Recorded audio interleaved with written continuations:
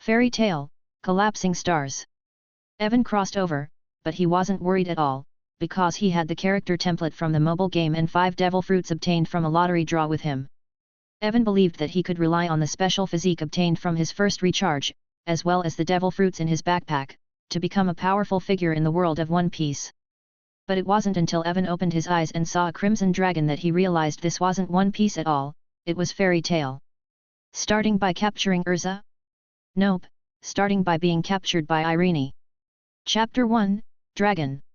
In the deserted woods. A baby who seemed to be about a few months old slowly opened his eyes. It stands to reason that a child of this age, if he appears alone in the woods, must be panicking. Or he's crying after being born, but the child didn't look confused at all. He seemed to know exactly where he was and what he was going to do. Is this the world of One Piece? The child murmured to himself. His name is Evan, he is a transmigrator, he was playing a cryptocurrency mini-game authorized by One Piece when he was alive, and on the 3rd day of playing, Evan suddenly heard a message from the sky to him. He came to call and told him that he had obtained an extremely cherished travel opportunity. Not only that, he could also bring the 5 devil fruits in his game backpack and the special physique obtained to his travel. When Evan heard the call, he originally refused, until the voice of heaven told him that if he didn't travel through, he would go to hell. After thinking about it, Evan was forced to agree. Evan thought, by relying on the special physique which allowed him to eat multiple devil fruits, and the 5 devil fruits in his backpack, he would definitely be able to thrive in the world of One Piece.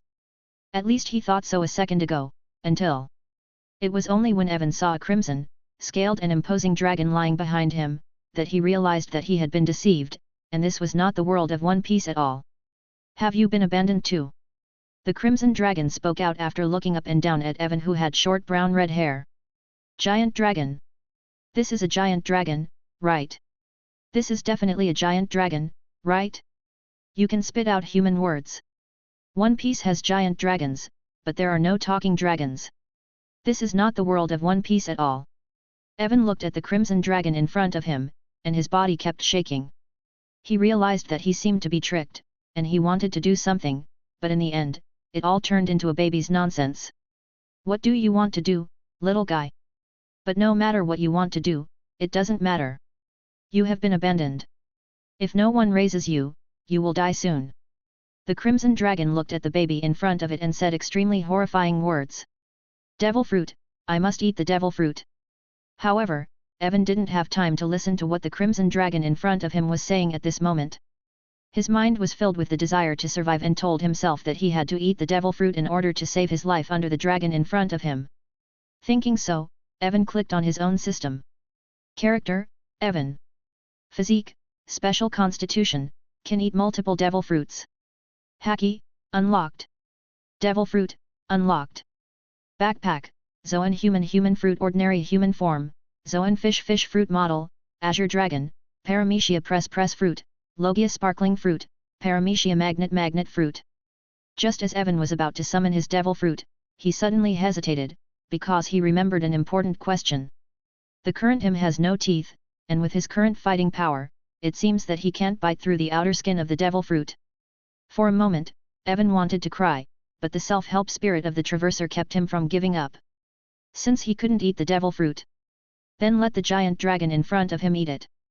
As we all know, apart from the existence of special constitutions, both animals and humans can only eat one devil fruit. Once the second devil fruit is eaten, bad things will happen immediately. Evan is not sure how many devil fruits the dragon in front of him can eat, but right now this is the only way for him to save himself. Evan has a special physique and can eat devil fruits unlimitedly.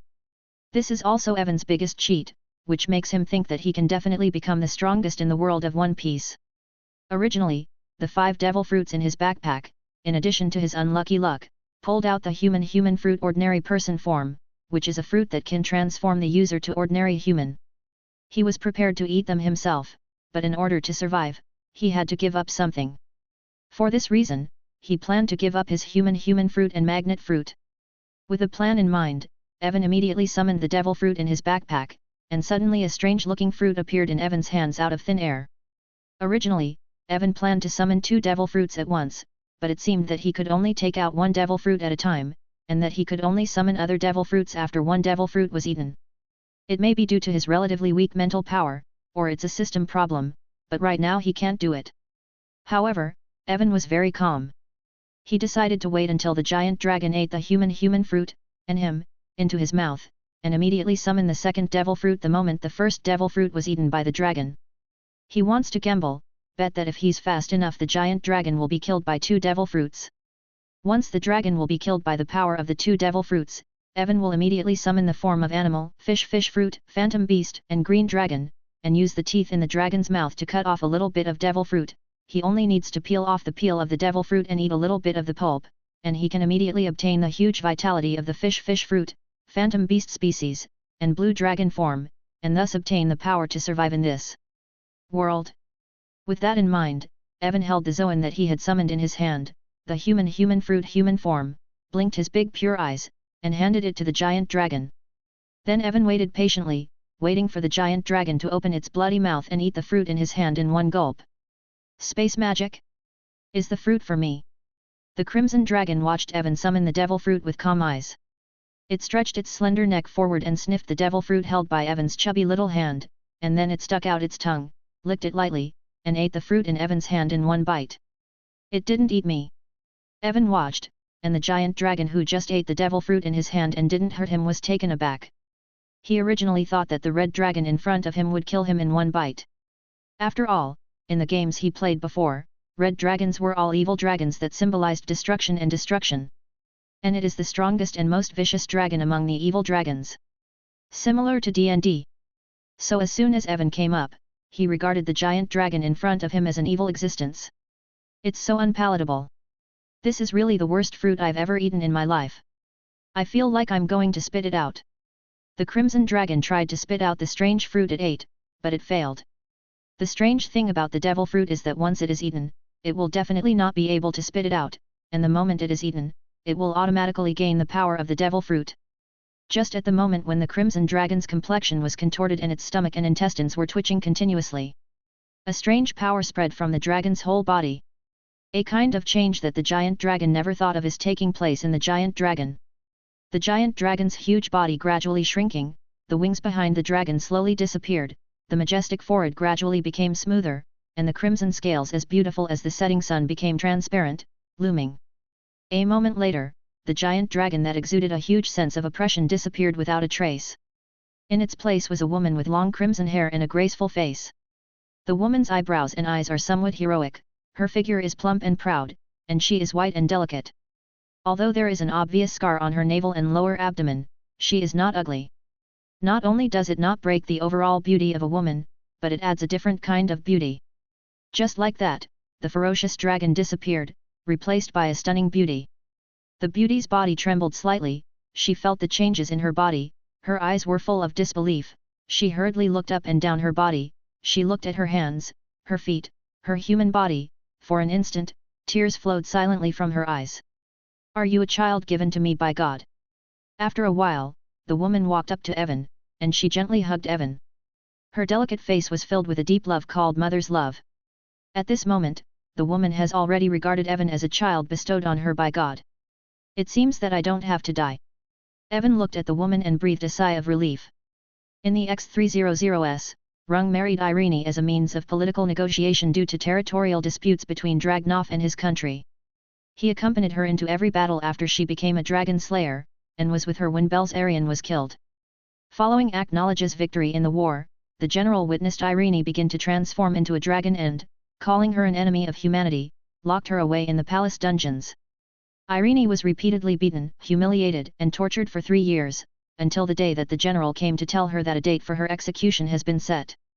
Irene pleaded for him to not, as she was pregnant with his child, but he cast doubt on her statement by saying that nobody can be pregnant for as long as she claimed to be. Rung, in a fit of rage, slashes at Irene's stomach to prove himself right, but he instead triggers her complete transformation into a dragon and is killed when she crushes him in the ensuing rampage.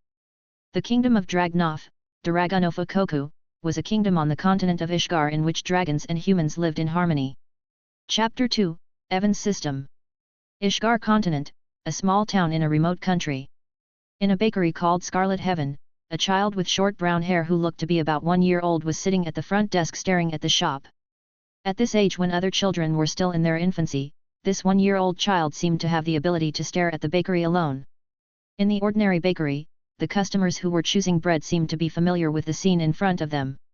"Evan, is your mother stocking up again?" In the store, the warm-hearted neighbor uncle asked Evan. "Yes, Uncle John." The child with short brown-red hair is none other than Evan the transmigrator. At this moment, he is smiling and greeting the person who is asking him a question. The person who spoke was John, a blacksmith in the town, and John's blacksmith shop was next to their bakery, so John would often come to take care of the business of Evan's family. "Evan, didn't I tell you? If you have anything to do, just go to the next door and find me. If I help you mother and child, Irene won't have to work so hard." John, a tall and rough man with several scars on his face, said to Evan. "John, you've been pestering Irene for a year. Since she moved to this small town, you've been pestering her. It's so boring, and in my opinion, Irene is not interested in you." "That's right. That's right. Irene is the most beautiful woman in the whole town. I heard that there was a magister who pursued Irene before. I advise you. Give up as soon as possible." Just as John finished speaking, other customers in the bakery opened their mouths and made fun of John. "Gah, what do you know?" John blushed. Although he looked fierce, he was surprisingly innocent. He couldn't keep his face from being talked about by so many people. After glaring at the group of sarcastic people, he turned to look at Evan and said, "Evan, I put the money here, I'll go back to the next door first, remember to find me if you need anything." "Don't worry, Uncle John." With a smile on her face, Evan nodded lightly to John. This was a professional smile he practiced, and it was the same for all guests. "Ha." John ran away. Then, John, who was inside the bakery, under the gaze of several pairs of eyes, quickly walked out of the door and returned to the blacksmith shop next door. "Ugh!" Evan sighed helplessly, looking at the laughing crowd. Evan has lived in this world for more than a year, and he is now more than 1 year old. For more than a year, Evan has been living with the scarlet dragon who ate his devil fruit. They left the forest and came to a town where humans lived, and opened a shop selling desserts, bread and cakes. This is that bakery. At the same time, in a year's time, Evan finally understood clearly which world he had traveled to. Yes, he did not travel to the world of One Piece, but to the world of fairy tale. For Evan, this is not good news, because in Evan's view, the world of fairy tale is more dangerous than the world of One Piece. Evan clearly knows how perverted the villains are in this world called fairy tale. Time travel, another world, and world destruction, troublesome things, one after another. It made Evan feel a headache. But fortunately, Evan got off to a good start, because he finally figured out the identity of the Scarlet Dragon.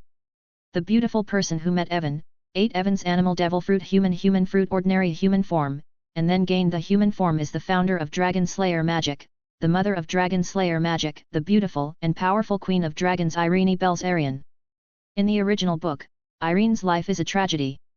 She is obviously the queen who protects human beings from giant dragons, and she is also the creator of the great dragon-slaying magic, but because of excessive use of dragon-slaying magic, she turns into a dragon, and then she is abandoned and hurt by a stupid scumbag. While pregnant, she was betrayed by humans and sentenced to death. In the end, engulfed in emotion, she turned into a giant dragon that shook the sky, destroyed the place of execution, and walked away. For the next 400 years, Irene was unable to transform into a human because of the too powerful magic power in her body and the need to separate her spirit to take care of the children in her body, and could only live in this world in the form of a giant dragon. Until Irene met one of the world's strongest magisters by chance, one of the protagonists throughout the entire timeline of the original book, and one of the final villains, the Black Mage Zeref. With the help of Zeref, Irene obtained a human form, which gave Irene a short-lived happiness. But this human form is fake after all. The essence of Irene is still a giant dragon. After a short period of happiness, there would be even greater pain. As a side effect of being turned into a dragon, Irene couldn't sleep, couldn't taste food, and was tortured by the painful memories of being abandoned and ravaged by a scumbag hundreds of years ago. The price of becoming human again. But in the end, Irene's motherhood defeated her animal nature. In desperation and pain, in order to prevent her from collapsing and taking away her young daughter, she sadly abandoned the newly born Urza and joined Zeref's camp. Among them, Irene Belsarion, who became one of the two strongest subordinates of Ziref, is known as the Crimson Despair of the Empire of the West. Then the tragedy continued. In order to gain the power to sanction the Black Dragon Acknowledge, the cunning Ziref chose to attack the continent of Ishgar, formally joined the protagonist group, the Magisters of Fairy Tale, all to start the decisive battle. As one of Ziref's strongest subordinates, Irene is naturally the enemy of Urza, who is also one of the protagonists in Fairy Tale. The confrontation between the two camps has caused a split between the mother and daughter. A painful duel. In the end, Irene was unable to attack her own daughter, and was defeated by Urza's sword. Then the most cruel thing happened in the whole play. Wanting to destroy all giant dragons and dragon slayer magisters, Acknowledge, who was equally insane, brutally destroyed Irene's body completely. At this point, Irene ended her tragic life, but Evan heard that after the series ends, Irene didn't die completely, but he didn't know much about it. Because Evan will never watch Irene go back to that shattered fate. In a year's time, Evan has already developed feelings for Irene. Since he, Evan, came to this world, at least he must protect the important people around him, and live in peace until the end of the world. This is Evan's goal in this world. Thinking of this, Evan opened his own character template in his heart. Character, Evan. Physique, special constitution, can eat multiple devil fruits. Haki. Observation Haki, LV6, plus. Armament Haki, LV6, plus. Conqueror's Haki, LV6, plus. Devil Fruit. Zoan, Fish Fruit, Phantom Beast, Blue Dragon Form, LV6, plus. Paramecia, Press Fruits, LV6, plus. Logia Glint Fruit, LV6, plus. Physique. Swordsmanship, LV6, plus. Rokushiki, LV6, plus. Funding, 205,908. This character template is the capital that can allow him gain a foothold in this world. Evan can obtain funds by completing the daily tasks issued by the system every day, and funds are the most important thing Evan uses to upgrade. The full level of each ability of Evan is 10 times. From the beginning of unlocking the ability, that is, upgrading the ability to LV1 requires a little money. The money required for each level is 10 times that of the previous level, which means level 2.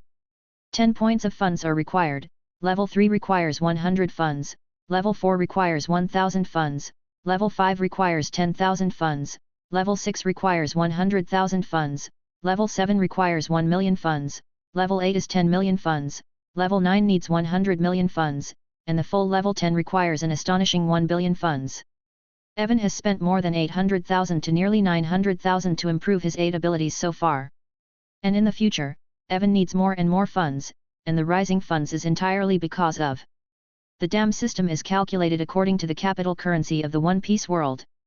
The capital of the One Piece world itself is very inflated.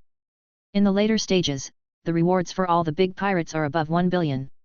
Evan looked at his attributes, sighed, and clicked on the task template at the same time. Task 1, help Irene watch the store. Receive 1000 funds. Task 2, sell a piece of bread. Receive 1000 funds. Mission 3, 10 customers enter the store during the viewing period. Receive 1000 funds.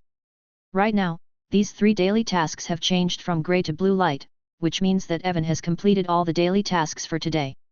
Evan saw that he had received all of his daily funds of 3000 a day. Immediately, his original funds changed from 205,908 to 208,908. Just when Evan was wondering when he would be able to collect enough funds to upgrade one of his abilities to level 7, a scarlet figure hurried back to the bakery with the sound of wind and bells. Immediately afterwards, Evan felt a huge force hug him up. Evan, when Mother left, you weren't injured, were you? Did any bad guys come to make trouble? The Crimson Shadow hugged Evan to her chest, and kept asking worriedly. Evan didn't need to guess who it was, he felt the force that almost suffocated him, and he knew who was back. You must know that with his current statistics, in the world of pirates, he is at the level of a Vice Admiral. Although the strength of the Vice Admirals varies, they are all masters. But even so, Evan still has no power to resist when facing this force. Because the other party can destroy an entire country in an instant, and it is the kind of country that can be called a big country with no contenders in its area. She was called Scarlet Despair by countless people in the original work. If you see that beautiful figure in scarlet color, Irene Belzarian, you can do nothing but despair. She is already beyond the scope of human beings. She is an ancient weapon, or even the combat power of an ancient weapon on a higher level. Chapter 3, Urza was born.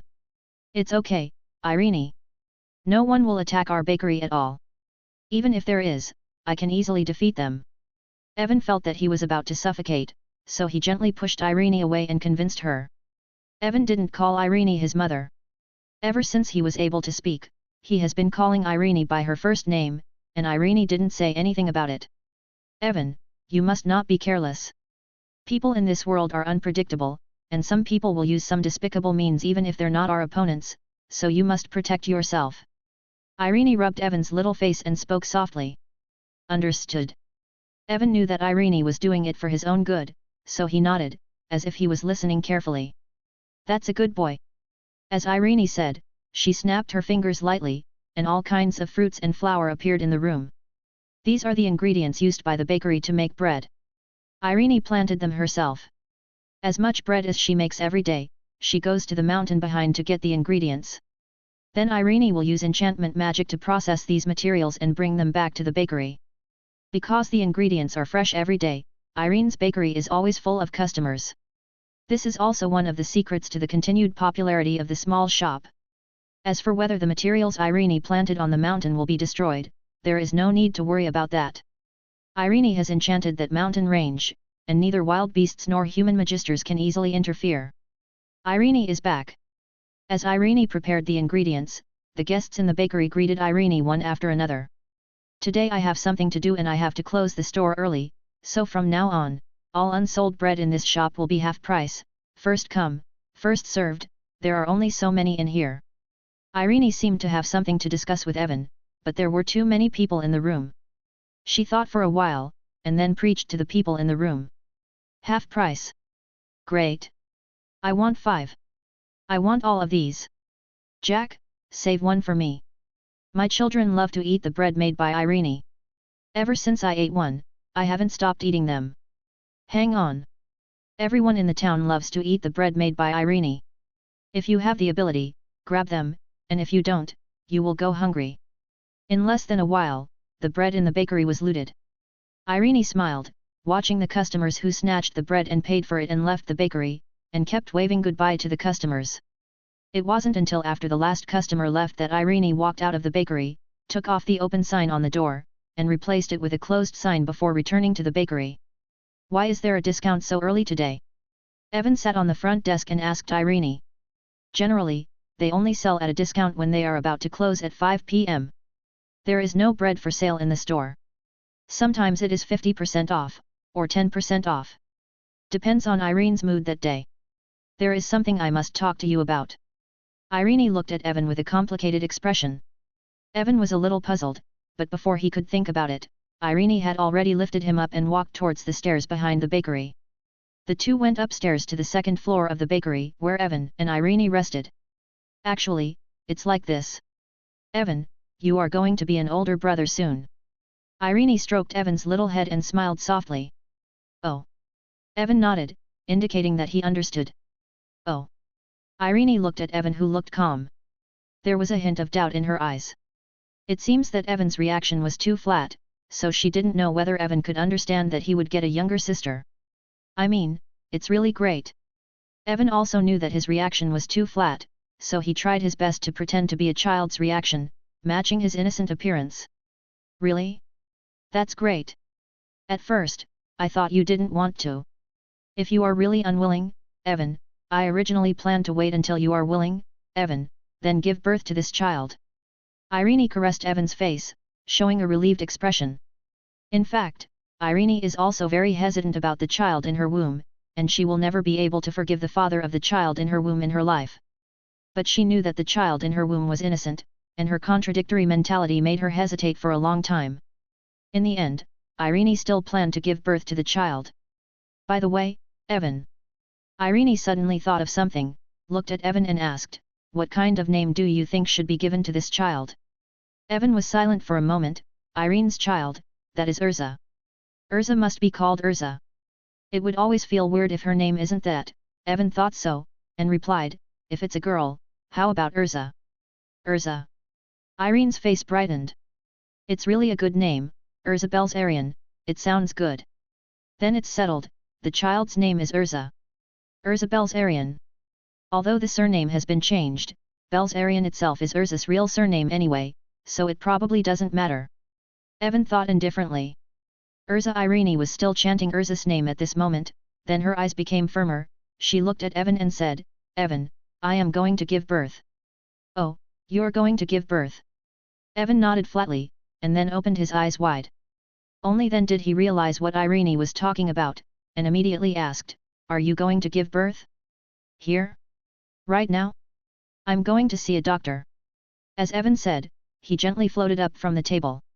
This is the state of weightlessness he achieved by using the ability of many fruits. Separation. Before Evan floated out of the window, accompanied by a burst of light, a lovely baby had already appeared in Irene's arms. Look, Evan, this child is so cute. Irene looked at the child in her arms, as if her heart had been healed. It's born? It's already born? Suddenly, it's born. Evan's brain is still in a shutdown state, and the common sense of life in his previous life has now become Evan's burden in this different world. She's really cute. Evan floated in front of Irene and Urza. He looked at Urza, who was still a baby, and the corners of his mouth raised involuntarily. Evan didn't know why, but when he looked at the pure Urza, his desire for power and his restlessness about facing the black dragon in the future disappeared completely at this moment, as if everything had been healed. Wow! Just as Evan and Irene looked at the baby-looking Urza and smirked, as if everything had been cured, Urza suddenly burst into tears. She's probably hungry. I'm going to find milk powder. It seems that our family has run out of milk powder. I'll go outside to buy it. Evan looked at the crying Urza, and immediately floated up, ready to go outside to buy milk powder. Add nutrition. Just as Evan was about to buy milk powder, Irene waved her hand and cast a nutrition-enhancing magic on Urza. Urza immediately stopped crying and continued to sleep quietly. This enchantment magic works really well. Evan looked at Irene's universal enchantment magic, and was a little jealous. Chapter 4, Learning Magic. Irene, I want to learn magic. Evan thought for a while, and asked Irene for advice. To be honest, even if he upgrades his Haki, fruit ability and physical skills to the full 10th level, he still doesn't have the confidence to deal with Acknowledge's ability to devour everything. Therefore, he wants to learn some abilities of this world to help him become stronger. After all, Irene is also within Acknowledge's hunting range. Although Irene never revealed her identity in the original book, and even standing in front of Acknowledge, she seemed to hide herself well.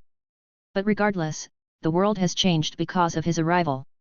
What if Irene reveals her identity and attracts Acknowledge's ambush? The consequences would be unimaginable. Evan didn't want any tragedy that would make him regret, so he had to become stronger, at least he couldn't become an existence like a drag bottle. Magic. Irene was taken aback for a moment, then asked with a smile, What do you want to study magic for? I want enough power, the power to protect the people I want to protect, and not let myself regret it. Evan's immature face was filled with the word seriousness. Evan doesn't need too much strength, because Mother will protect Evan, no matter who the enemy is. Irene could see the seriousness and worry in Evan's eyes. Although she didn't know what Evan was worried about, no matter how terrifying and powerful what Evan was worried about, she would swear to protect Evan and Urza to the death. If anyone dared to touch her children, she would definitely make them pay in blood. Evan knew that Irene loved him, but he was also determined, so he still looked at Irene firmly. But since you want to learn magic, Evan, then let me teach you. Irene looked at Evan dotingly. As soon as she waved her hand, 3 magical light clusters appeared in the air, and then floated into Evan's body. This is enchantment magic. I'm using a little bit here. Feel it first. Irene enchanted Evan, and added a little magic power to Evan. Irene has long discovered that there seems to be no magical power in Evan's body, and she also knows that Evan's magical powers are all achieved by relying on the strange fruits in Evan's hands. And she has already experienced the power of the miraculous fruit and obtained great benefits. In fact, the human fruit and human form help Irene much more powerfully than Evan imagined.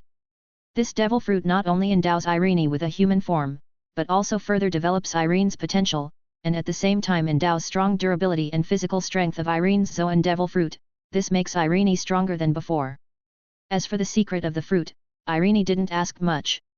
She respected Evan's own secret and believed in Evan unconditionally. In fact, ever since Evan miraculously appeared in front of her and gave her a fruit that allowed her to become a human being again, enjoy human sleep, human food, and everything human, Irene had taken Evan's encounter between Evan and herself was regarded as a kind of predestined relationship. Is this magic? At the same time, Evan closed his eyes tightly, and he was feeling the power he got from Irene. To be honest, it's too powerful. The power of enchantment magic is mystical.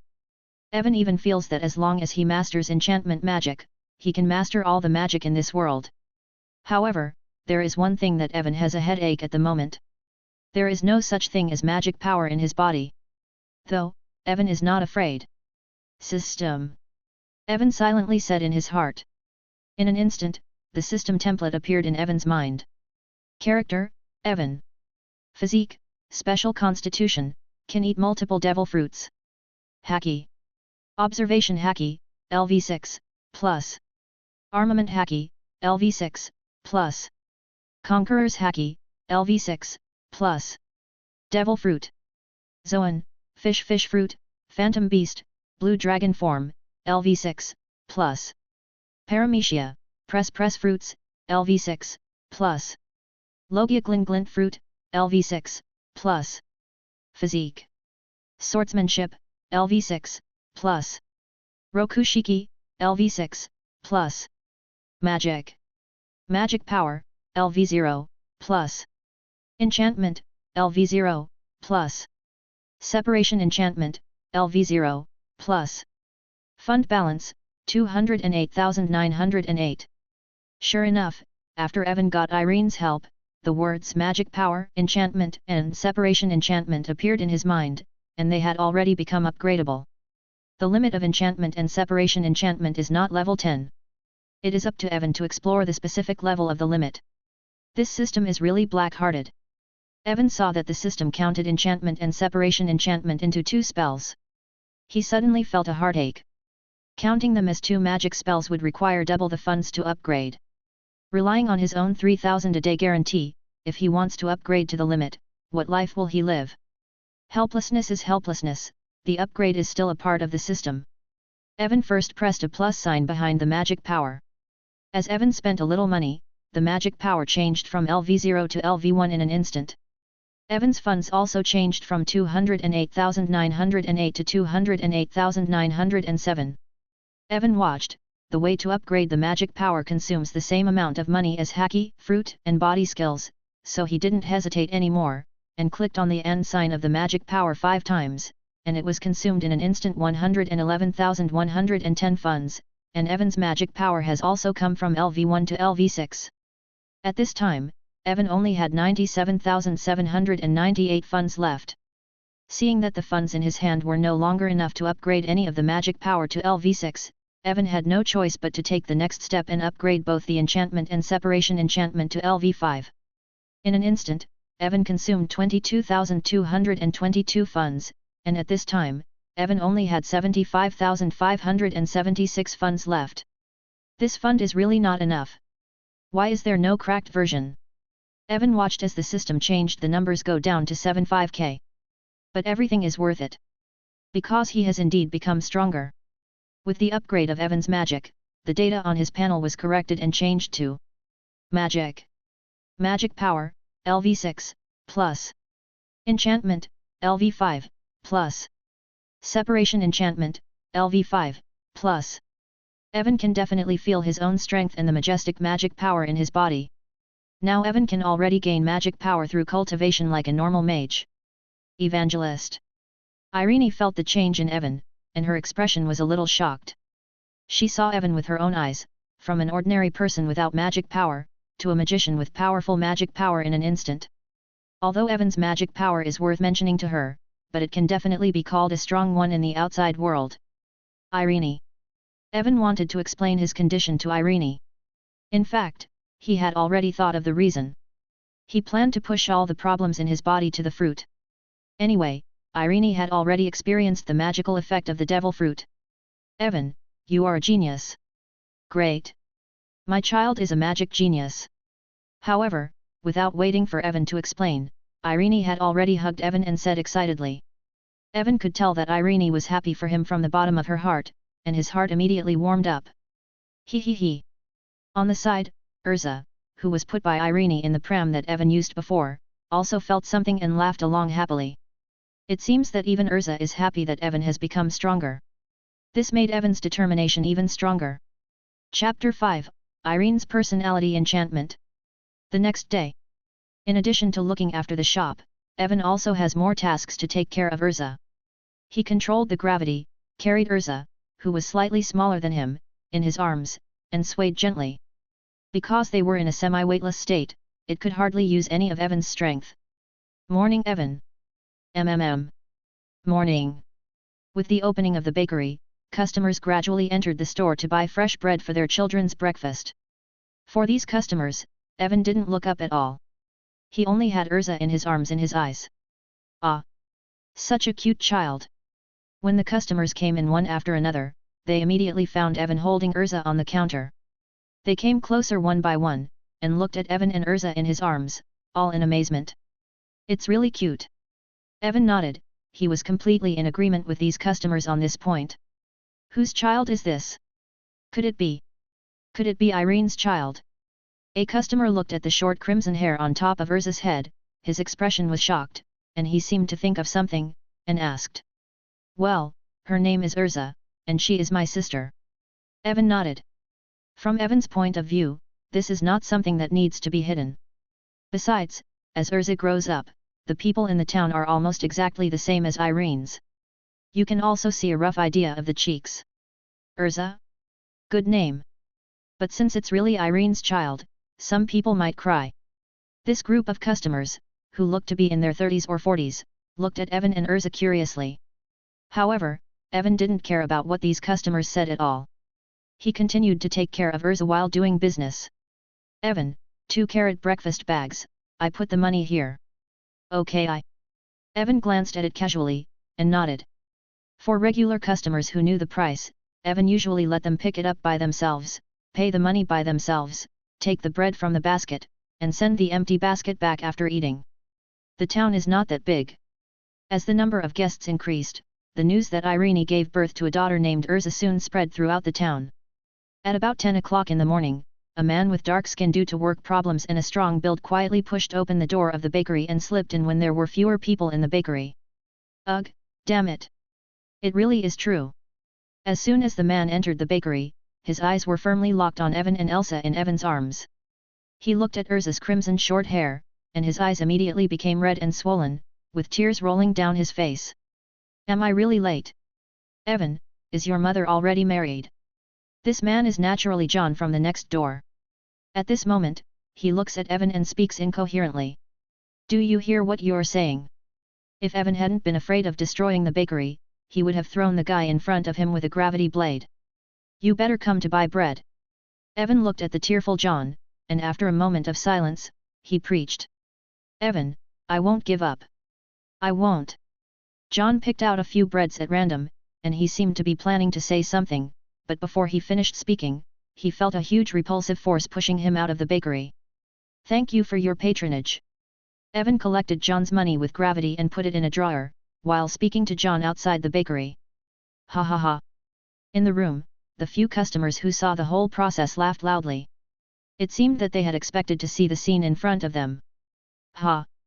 Evan sighed and continued to nurse the baby. In the following days, in addition to Evan's 3 daily tasks of looking at the store, the system has added 2 new daily tasks. They are respectively: Task 4, change the diaper before Urza cries. Get 2,000 funds. Task 5, prepare milk powder for Urza in time. Get 2,000 funds. That is to say, now, if Evan can complete all the tasks on time every day, he can get 7,000 each day. To Evan, Urza was like a lucky cat, which made Evan very happy. However, Urza is a baby after all, whether it is feeding or excreting, it is almost random. Several times, when Evan was looking at the shop or doing other things, Urza suddenly cried, which caught Evan off guard for a while. Irene also saw all these things. In order to make Evan feel more relaxed, Irene paid attention. Evan, I thought of a very good solution. It can solve our current shortage of manpower. Irene stood in front of Evan, smiling. A solution. Evan was floating in front of the crib, constantly wiping away his own sweat. It took him a lot of effort just now to coax Urza to sleep. We can hire someone to look after the store for us. Irene explained her method. Hire. Evan narrowed her eyes slightly. In fact, he had also thought about whether to hire someone else. But to be honest, both he and Irene have a lot of secrets. If they hire someone else, they always feel a little uneasy. It's always bad if the hired person sees something after spending more time with them. Although with Irene's magic cultivation, not to mention ordinary people, even the top 10 holy wizards can't see anything, but Evan still has the principle of being careful and he would be more sensitive about hiring helpers. But I don't want to talk to anyone other than Evangelist. Just as Evan was thinking, he heard Irene continue to talk. If you don't communicate with others, how can you hire others? After listening to Irene's words, Evan was amused by Irene's cute thoughts, and after he smiled lightly, he said, "Forget it, although I am a little bit tired, I can still keep an eye on her. And it will be easier when Urza gets older. I came up with another brilliant idea." Irene leaned close to Evan, watching Evan mysteriously. "Oh." Evan blinked his big eyes and looked at Irene suspiciously. "Look." Just when Evan was wondering, Irene waved her hand lightly, and a maid outfit, a rolling pin, and a dark katana appeared in midair. She said earnestly, "I thought about it all night yesterday, and I finally thought of a way to recruit employees without talking nonsense to outsiders, that is to create employees yourself. As long as I attach personality to these tools, our understaffing problem can be solved."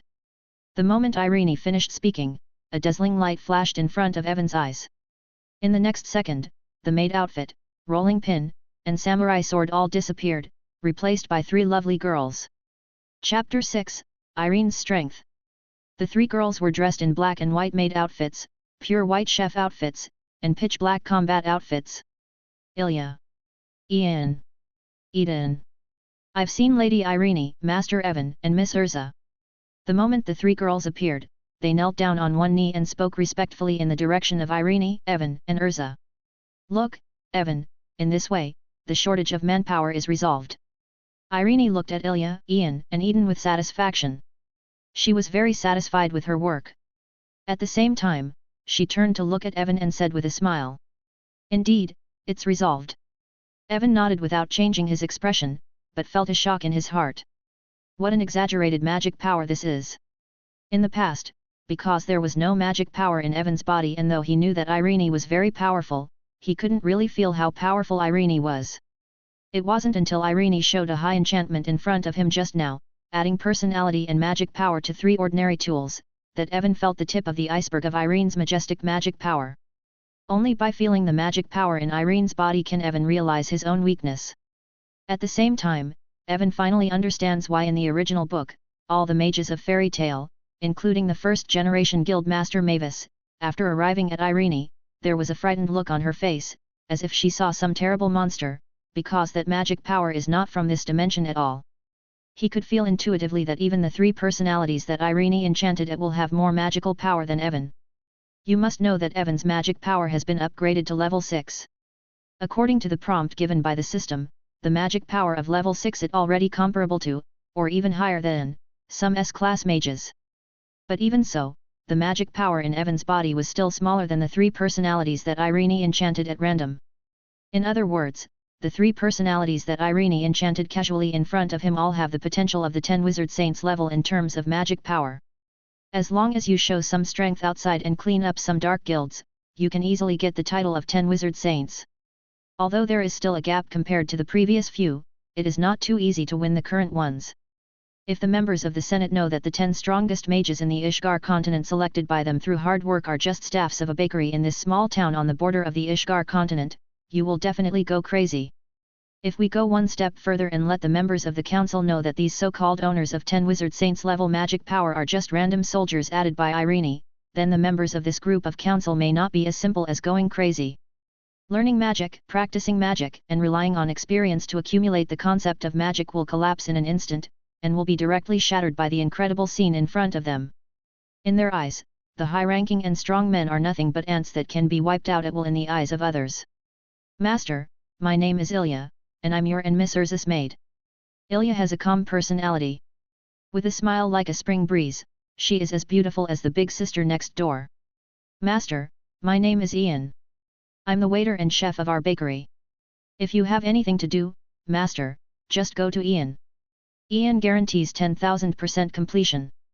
Ian, who is wearing a white chef's costume, has a lively personality, as if she has endless energy in her body. She is a proper young girl with vitality, cute and lovely. Master, my name is Eden, and I am responsible for protecting the young master and Miss Urza. Eden in black is taciturn, her eyes are sharp, and she seems to be ready to rule out the dangers around Ian at any time. Eden is a typical cool girl, full of sass. The three personalities enchanted by Irene are all different and distinct. The future depends on the three of you, thank you. Evan nodded towards the three of them with respect on her face. Even though the three in front of him were nothing but illusory lives, Evan still gave them the respect they deserved. With the help of Ilya, Ian, and Eden, Evan has free hands. He only needs to stay in the store every day to complete his daily tasks with ease. Evan enjoyed a simple kind of life. Damn it! One Urza is not enough, there are so many. Uncle John, the blacksmith next door, came to Evan's bakery the next day and saw the three extra girls. After asking the names of the three girls, he looked like he was in tears. However, even so, I won't give up. John shouted. He bought a bag full of bread, and said seriously to Evan, Evan, you go and tell Irene, my heart is not weak. No matter how many Irene has outside, I am willing to accept it. True love is invincible. Evan looked at John speechlessly, not knowing what to say. Thank you for your patronage. Please visit again. Without waiting for John to hear Evan's answer, John sent out of the bakery under the smiling service of Ilya and Ian. Be alert! Be alert! It was discovered that someone was planning to do something wrong. Eden holds two small daggers in both hands, protected Evan's surroundings, watching Uncle John warily. No, the other party is just an ordinary person, almost no threat, but... Although Evan thought so, he still didn't say anything. From Evan's point of view, it is a good thing for John to get rid of his attachment to Irene as soon as possible. Sometimes, it is a good thing for ordinary people to recognize the reality as soon as possible. In the following days, Evan lived a boring but meaningful life. Seeing Urza growing up day by day, Evan even had an inexplicable sense of accomplishment. In addition, with the increase of daily tasks, Evan's daily funds are also doubled. Not long after, he had saved enough funds for upgrading, and upgraded the only 2 LV5s on his panel to LV6. So far, the magic column on Evan's panel has been corrected to Magic. Magic Power, LV6, plus. Enchantment, LV6, plus. Separation Enchantment, LV6, plus. After reaching LV6, if you want to upgrade again, you need millions of funds.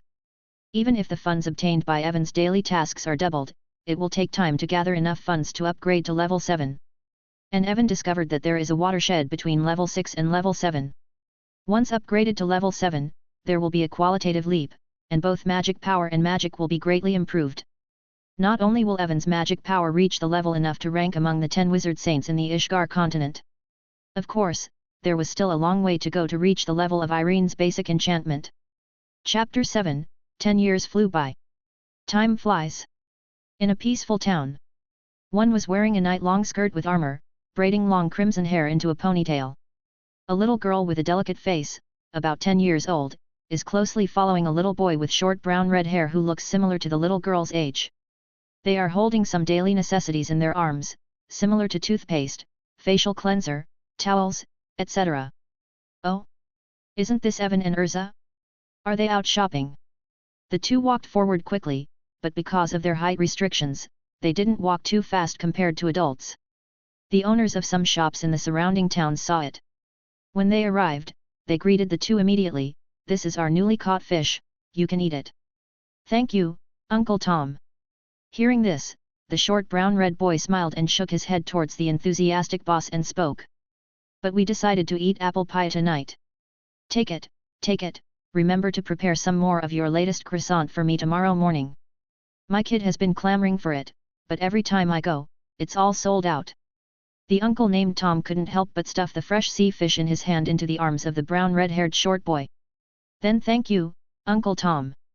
The brown-red short-haired boy, that is, Evan, bowed slightly towards the owner of the fish shop, thanking him. Then he continued to move forward with the girl with long crimson hair behind him. It's okay, let's go. Isn't your mother still waiting for you? The owner of the fish shop waved his hand indifferently. Oh, why are other people's children so sensible? Why does that stupid kid in my family always fight around all day long? Otherwise, he just looks for mud to play with. However, the girl Urza has become more and more graceful in recent years.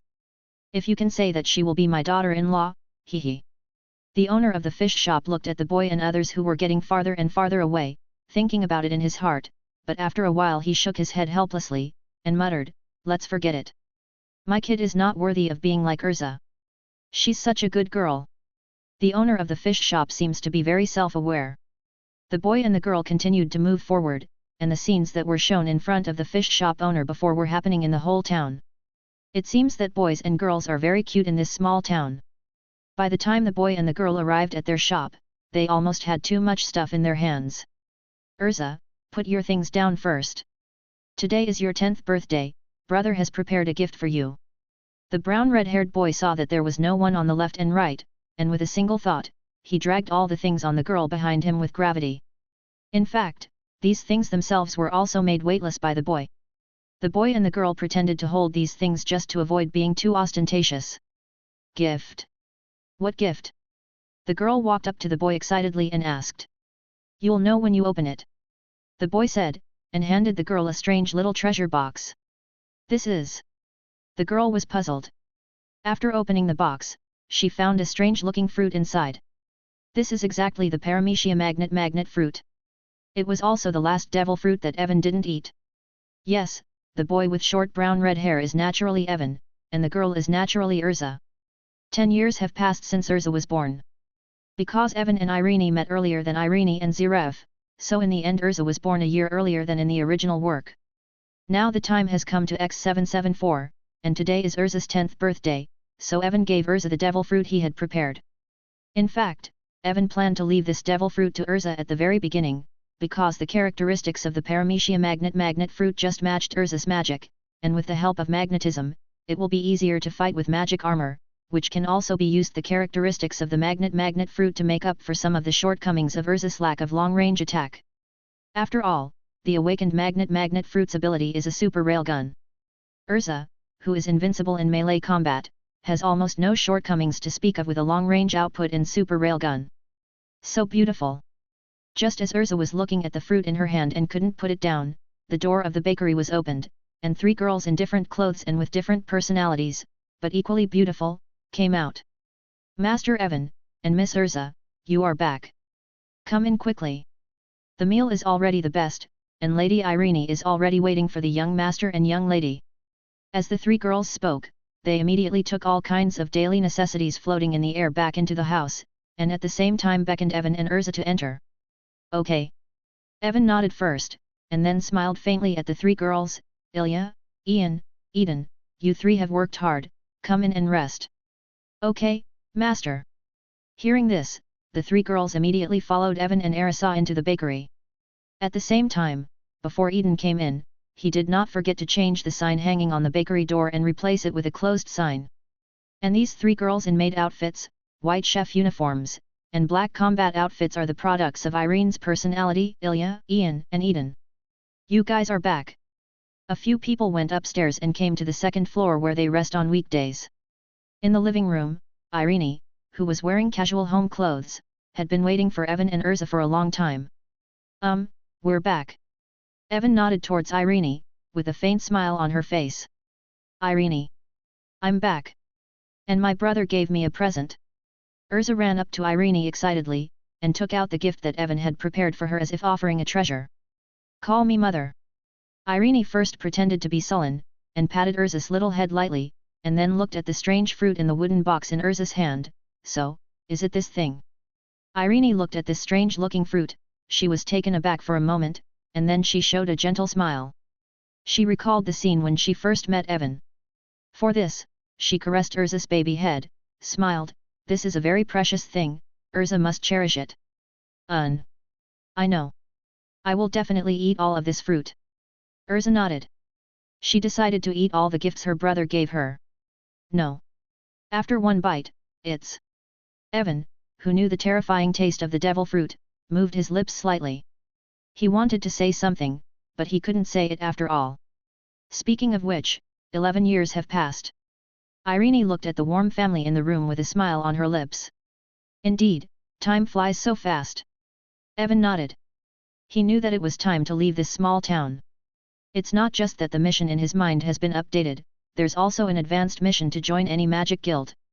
What's more, in 11 years, many things have changed. There is a new generation in the town, but Irene's face is as young as ever. In order to reduce troubles, it's time for Evan and the others to move. Chapter 8, Panel Update. In 10 years, not only the town has undergone earth-shaking changes. Even Evan's strength has undergone astonishing changes. The most direct reaction is on Evan's status panel. Character, Evan. Physique, Special Constitution, can eat multiple devil fruits. Haki. Observation Haki, LV7, plus. Armed Color, LV7, plus. Conqueror's Haki, LV7, plus. Devil Fruit. Zoan Fish Fruit Phantasmal Beast Azure Dragon Form, LV7, plus. Paramecia, Kilo Fruits, LV7, plus. Logia Glint Fruit, LV7, plus. Physique. Swordsmanship, LV7, plus. Rokushiki, LV7, plus. Magic. Magic Power, LV8, plus. Enchantment, LV7, plus. Separation Enchantment, LV7, plus. Resistance. Toxin Resistance, LV7, plus. Illusion Resistance, LV7, plus. Element Resistance, LV7, plus. Time Resistance, LV7, plus. Space Resistance, LV6, plus. Funding, 438,889. In 10 years, Evan not only upgraded all his previous attributes to LV7, but also upgraded his magic power to LV8. The magic power of LV7 means that Evan's magic power has reached the entry level of the 10 Wizard Saints, and LV8 means that Evan's magic power has reached the 5th rank of the 10 Wizard Saints, which is the so-called limit that human beings can reach. Going one step further, Evan's magic power will reach the level of the 4 gods of Ishgar. In fact, the limitless magic power of human beings, coupled with Evan's enchantment, devil fruit abilities, haki, physical skills, have already allowed Evan to cross the continent of Ishgar. For a mage like Warad who has huge magical power but is not good at fighting, Evan has a chance of winning against him. In addition, Evan also added resistance to poison, illusion, elemental magic, time magic, and space magic. Evan has a 100% advantage over 99% of the mages in the world. But Evan was not arrogant. Facing a real strong man like Irene, he would still get instantly killed. However, Evan is confident that as his funds accumulate more and more, plus with enchantment, which can give him additional abilities and directly use the bugs and system upgrades, he will soon grow up and be able to be on his own, at least. He won't be instantly killed by someone of Irene's level. As for Evan's enchantment, this is simply a bug. Evan can use this magic to enchant all kinds of strange attributes to himself at will. Although there are certain restrictions, he cannot enchant invincibility, omniscient, and omnipotent. Such attributes can be called bug, but they make sense enough. However, although the enchantment is powerful enough, Evan still raised the level of haki, fruit, and body skills, but they would not fall back down, because Evan knew that magic has a limit. In other words, he could elevate his strength beyond just magic. For example, in the Alvarez Empire, together with Irene, August is called the Empire's Twin Walls, and has the title of Disaster, the master of countless great magic power. It is as difficult as ever to defeat the so-called Wizard King August with magic. In the original book, even though Gildas found the weakness of the Wizard King, which is not considered a weakness, he still failed to completely defeat August, facing the ability to copy all magic. And he can use the heaven-defying magic power he inherited from the Black Wizard Zeref and the first leader of the fairy tale, Mavis, to use the copied magic to use August with stronger effects than the original user's special magic. Facing this kind of monster, Evan didn't plan to use magic to deal with him. He planned to rely on devil fruit, physical skills, and haki to outsmart him. He bet that the Wizard King couldn't copy his fruit ability, physical skills, and haki. Of course, the premise is that Evan might face the Wizard King. The reason why Evan prepares now is also to make plans for the future. If he prepares in advance, he will never suffer a loss. In addition, at Evan's current level, the funds obtained from daily missions are already negligible. With the funds from daily missions, it will be difficult for Evan to reach the level of dealing with the Wizard King even after a few decades. What's important is that the all-out war between the Western continent and the Eastern continent is not far away, and there is no time for Evan to improve his skills, so he set his sights on advanced tasks. Advanced task: join a mage guild at will, and the final rewards will be determined according to the guild's strength and future potential. After Evan received this high-level task, he had already decided which guild he wanted to join, which must be Fairy Tail. Not to mention the fact that according to the system's description, joining Fairy Tail would definitely get the most benefits. Just by pressing the Fairy Tail badge, you can get a magic power bonus, and at the critical moment, you can shout, "We are the mages of Fairy Tail." Then you can get plot armor. Evan must also join Fairy Tail. In other words, if this kind of increase can be controlled at will, according to the exaggerated performance that Evan saw in the original book in his previous life, as long as the spiritual power is enough, even the little black acknowledger may be killed. Of course, Evan is just thinking about it. After all, this thing is too idealistic. It is useful for the main characters, not necessarily for Evan or Irene though. Crack! Urza peeled off the skin of the devil fruit, and bit it down. Ugh! In an instant, Urza's cute little face was wrinkled into a ball. Because Urza thought the fruit was delicious, she deliberately took a big bite, but it's so unpalatable. Brother Evan, and mother, actually lied to me. Urza felt that she couldn't enjoy her birthday. Urza, try imagining that you can attract everything made of iron. Evan rubbed Urza's little head lightly, and spoke softly. Okay. After hearing what Evan said, Urza was stunned for a moment, and then did as she wanted. Suddenly, all the knives and forks in the room floated up. So amazing! Urza looked at the flying knives and forks, her eyes lit up. She manipulated those knives and forks as easily as commanding a part of her body. This is the effect of that fruit. Evan looked at Urza, who had already mastered the ability to manipulate the devil fruit in just a moment, smiled slightly. I knew that the gift my brother gave me was very strange. Urza took back what she said earlier. Is it magnetism? Irene looked at Urza, who could manipulate metal freely, and instantly recognized the ability of the devil fruit Urza ate. Magnetism? Hee. Probably all iron attribute mages are going to cry, right? Even some thunder attribute mages are restrained to death. Irene looked at Evan and Urza tenderly, and at the same time thought silently in her heart. Yes, many years later, in the conflict between the two guilds, Fairy Tail and Phantom Lord, Urza developed her own new trick, which is called Dragon Slayer Profound Technique, Gajiel Flying Sword. At this time, the young Gajiel still didn't know his future destiny. Chapter 9, Leaving Town and Heading to Fairy Tail. After Urza played with her magnetic ability for a while, everyone started today's dinner. After a while, when everyone had almost eaten, Evan looked at Irene and said softly, "That's right, the time is almost here. I think it's time for us to leave this town." Are you leaving? Urza doesn't seem to want to leave here, after all, this is where she grew up. Evan stroked Urza's little head lightly, and said, "Would you like to go with your brother to a place where we can meet many friends of the same age?" A lot of friends of the same age? Okay. Urza thought for a moment, then nodded heavily. Seeing that he had convinced Urza, he looked at Irene again. Okay, I know. Irene smiled and nodded slightly. She supported all of Evan's decisions. Irene didn't ask any more questions, because she believed in Evan from the bottom of her heart. She knew that Evan must have a reason for them to leave. A few days later, Evan, Irene, and the others packed up their bags before dawn, and appeared on the edge of the town. In front of the carriage, Evan looked at the small town behind him for a long time, and finally looked back, got into the carriage, and under the guidance of Ian and Eden, the carriage moved forward into the distance. Their goal this time is the Kingdom of Fiori, a permanent neutral country with a population of 17 million, and also the kingdom with the strongest magic power in the entire Ishgar continent. And what Evan and the others are going to this time is naturally the Mage Guild in the small town of Magnolia in the Kingdom of Fiori, Fairy Tail.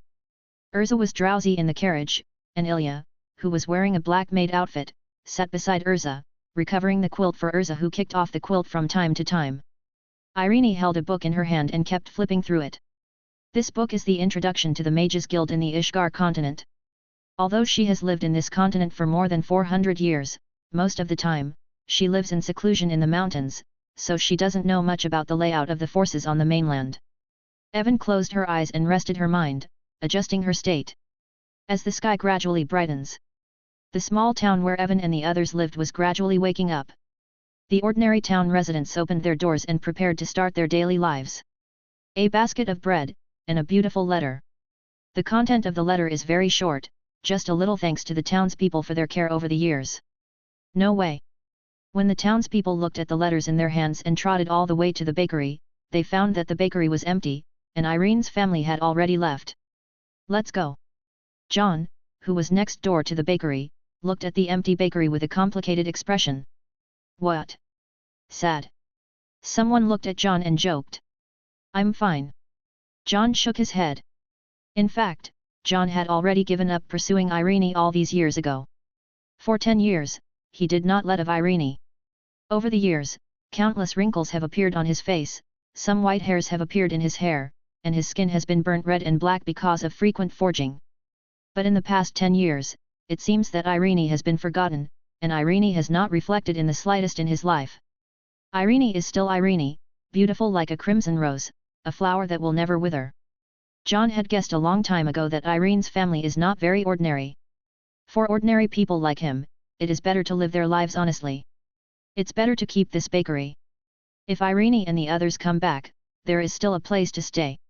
What do you think? While everyone was whispering and discussing, the mayor of the small town with a grey beard and a cane in his hand asked everyone, seeking their opinions. Okay. Anyway, this place is useless. Yes, yes. Let's keep it. If Irene, Evan, Urza and the others come back in the future, how sad will it be if there is no place for them to live? Indeed. Indeed. We still want to eat the bread made by Irene again. Following the proposal of the mayor of the small town, all the townspeople decided to keep this bakery called Scarlet Goddess. A group of simple-minded townspeople are looking forward to eating the bread made by Irene again one day. Time flies. A week later. With the horse-drawn carriage driving tirelessly, everyone finally came to the vicinity of the small town of Magnolia. Compared to the small town where Evan and the others lived before, the small town of Magnolia is much more prosperous, and the streets are full of traffic. It is more like a huge city than a small town. And at the back of the center of the town, there is the fairy tale of the Mages Guild with a long history. At the same time, it is also the destination of Evan and others' operation. And the carriage of Evan and the others kept driving in front of this guild named Fairy Tale, and then slowly stopped. Finally arrived at the place. Evan looked at the house with a long history in front of him, feeling quite emotional. Is it here? Irene got out of the carriage and looked at the Mage Guild in front of her. She didn't need to enter the guild, but just stood outside the door, and she could instantly see through the entire guild. Oh, there are 2 brats with slightly better strength. There are a few children with good potential. According to the current standards of this continent, this guild is indeed not bad. Irene stood outside the door and gave a little evaluation to the guild in front of her. At the same time, the 2 people who were still drinking near the bar in the deepest part of the guild suddenly paused. They stopped their movements as if they sensed something. Did you feel it, Guildarts? On the old bar, a short, little old man dressed like a circus performer was asking the extremely strong demon with short red hair who was chatting with the bar lady in the guild who was sitting next to his instructor. What a wonderful person. Guildmaster. The mage named Guildarts put down the wine glass in his hand and looked in the direction of the guild gate. The next second, the wooden door of the guild was pushed open. First came in 2 lovely children, a boy and a girl, followed by a beautiful woman in casual clothes. The woman's cheeks and figure were in line with the unanimous preferences of the majority of men. Then, there were 3 lovely girls in maid outfits, 1 in chef outfits, and 1 in warrior outfits. Those 3 girls obviously follow the lead of the woman in front, and they are obviously servants of the woman. Chapter 10, The Smell of Scum is Coming. There are servants? Are they nobles? What a nice view. Macau, be careful not to be seen by your family. Wakaba. You're annoying. Besides, Wakaba, Where are your eyes looking now? Macau. You better explain it clearly. A few people entered the guild, and soon attracted a group of members who were drinking and chatting. After they took a brief look at everyone, they continued to drink and spank. When Evan and the others walked near the bar, Gildarts put down the wine glass in his hand and stood up.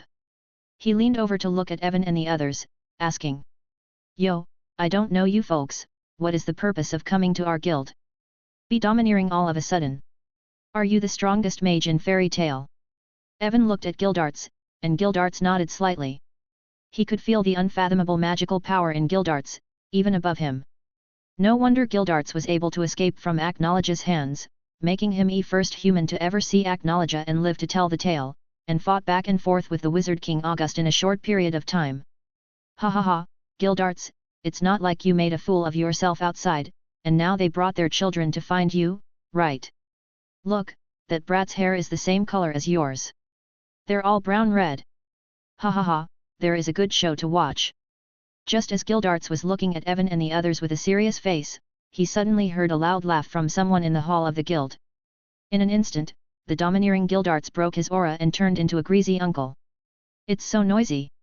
Don't open your mouth, no one will treat you as dumb."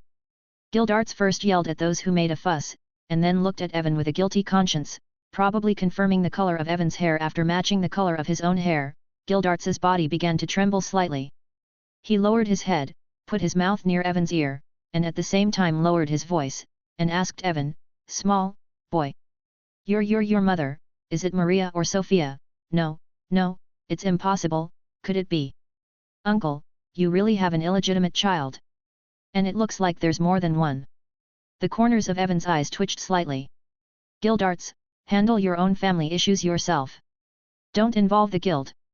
The little old man sitting on the bar, that is, Makarov, the third-generation guild master of Fairy Tale, stared at Evan for a while, then turned around and closed his eyes. A look of out of sight and restless heart. "It's not like that, guild master, you listenin' to me." Gildarts immediately turned his head to look at Makarov speaking loudly, as if he wanted to explain clearly. It's a pity that Makarov didn't look back at him at all. It seemed that Makarov had already made up his mind. Seeing that Makarov ignored him, Gildarts turned helplessly in Evan's direction, looked at Evan again and asked, "So, who is your mother?" I can't remember clearly, ahihi." Evan didn't speak, he just felt the breath of scum rushing towards his face. "Evan is my child." Just when Gildarts was getting nervous, Irene, who had not moved all this time, spoke. "Hey." Gildarts looked at Irene up and down when he heard the words, and saw him rubbing his chin, up and down, left and right, and after carefully looking at Irene, he breathed a sigh of relief. "Hiya, it's okay, I don't know you. Don't worry. This kid is not my illegitimate child." Gildarts smiled relaxedly at his companions in the guild and gave a thumbs up at the same time. "Although Evan is not my own." Then, Gildarts heard Irene continued. "What?" Gildarts, who was about to pick up the beer on the table to suppress his shock, froze immediately, and the beer just flowed down Gildarts' chin. "It's disgusting." Gildarts. Inside the guild, a group of guild members who were looking at Gildarts with joking eyes, intending to see a joke, complained collectively. "So whose child are you?" "Maria?" No, Maria's pupils are green, and Sophia is blue." "Could it be Sophia's child?"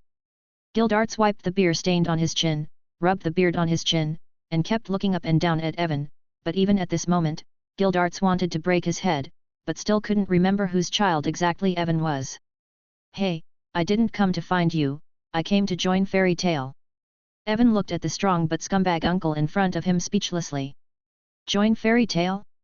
Kid, do you want to be the mage of Fairy Tale?" Makarov, who had been hiding aside and watching, jumped lightly when he heard about Evan's visit. He jumped off the bar and landed in front of Evan. With his hands behind his back, he asked. "Yes." Evan nodded and looked down at the Fairy Tale Guild Master, who was a little shorter than him, but Evan did not despise the short Makarov because of this. Makarov was in his prime. With his powerful magic power and superb magic, he stood firmly at the forefront of the 10 wizard saints, second only to so-called inhuman existences such as Warad. Besides, when it comes to Makarov's character alone, Evan will not underestimate the small old man in front of her. "Okay. Then stretch out your hand." As Makarov said, he smiled and took out the seal of the Fairy Tale Guild. Okay. Evan was taken aback for a moment, and then he did as he did. He stretched out his hand. Immediately afterwards, Makarov stamped the seal of the Fairy Tale Guild on the back of Evan's left hand. At the same time, Makarov showed kind eyes, as if looking at his own child. Welcome to Fairy Tale. From today on, we are both companions and family members. So simple. Evan stared at the seal on the back of his hand for a moment, but no matter whether it was the completion of the high-level task displayed by the system in his mind, or Makarov's welcome, it would not stop the fact that he had successfully become a member of the Fairy Tale of the Mages Guild. You don't need a reason to be a companion and a family member. Makarov nodded with a smile, then looked at Urza and the others, and asked softly, who else wants to join the Fairy Tale Guild? Grandpa will press the seal of the guild for you, you can choose the color or position at will. Makarov's smiling face looks like an old fox who has found a good seedling.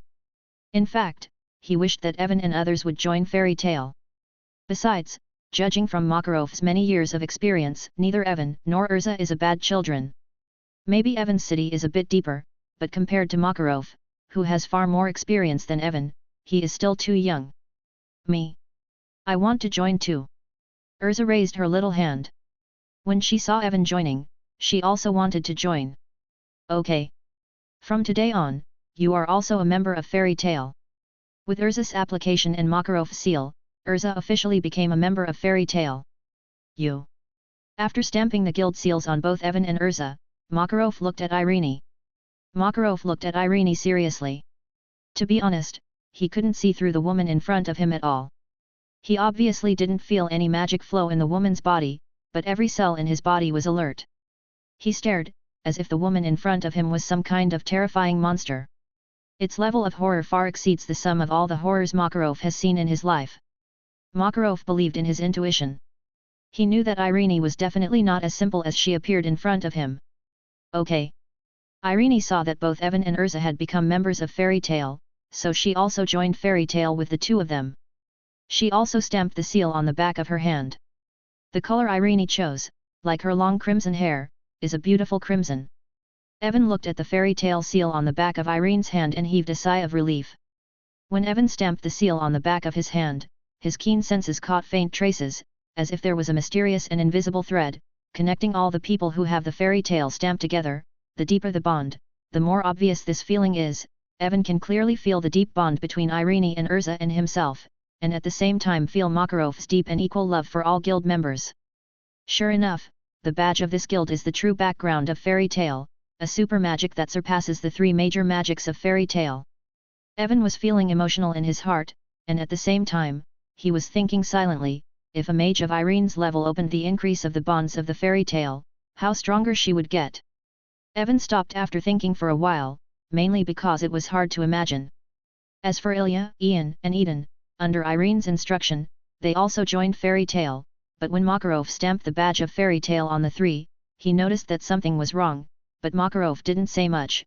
Everyone in the guild has their own secrets, as long as it doesn't hurt the family, it doesn't matter. Little ones, let's celebrate. In just one day today, we have 6 newcomers. Let's have a drink.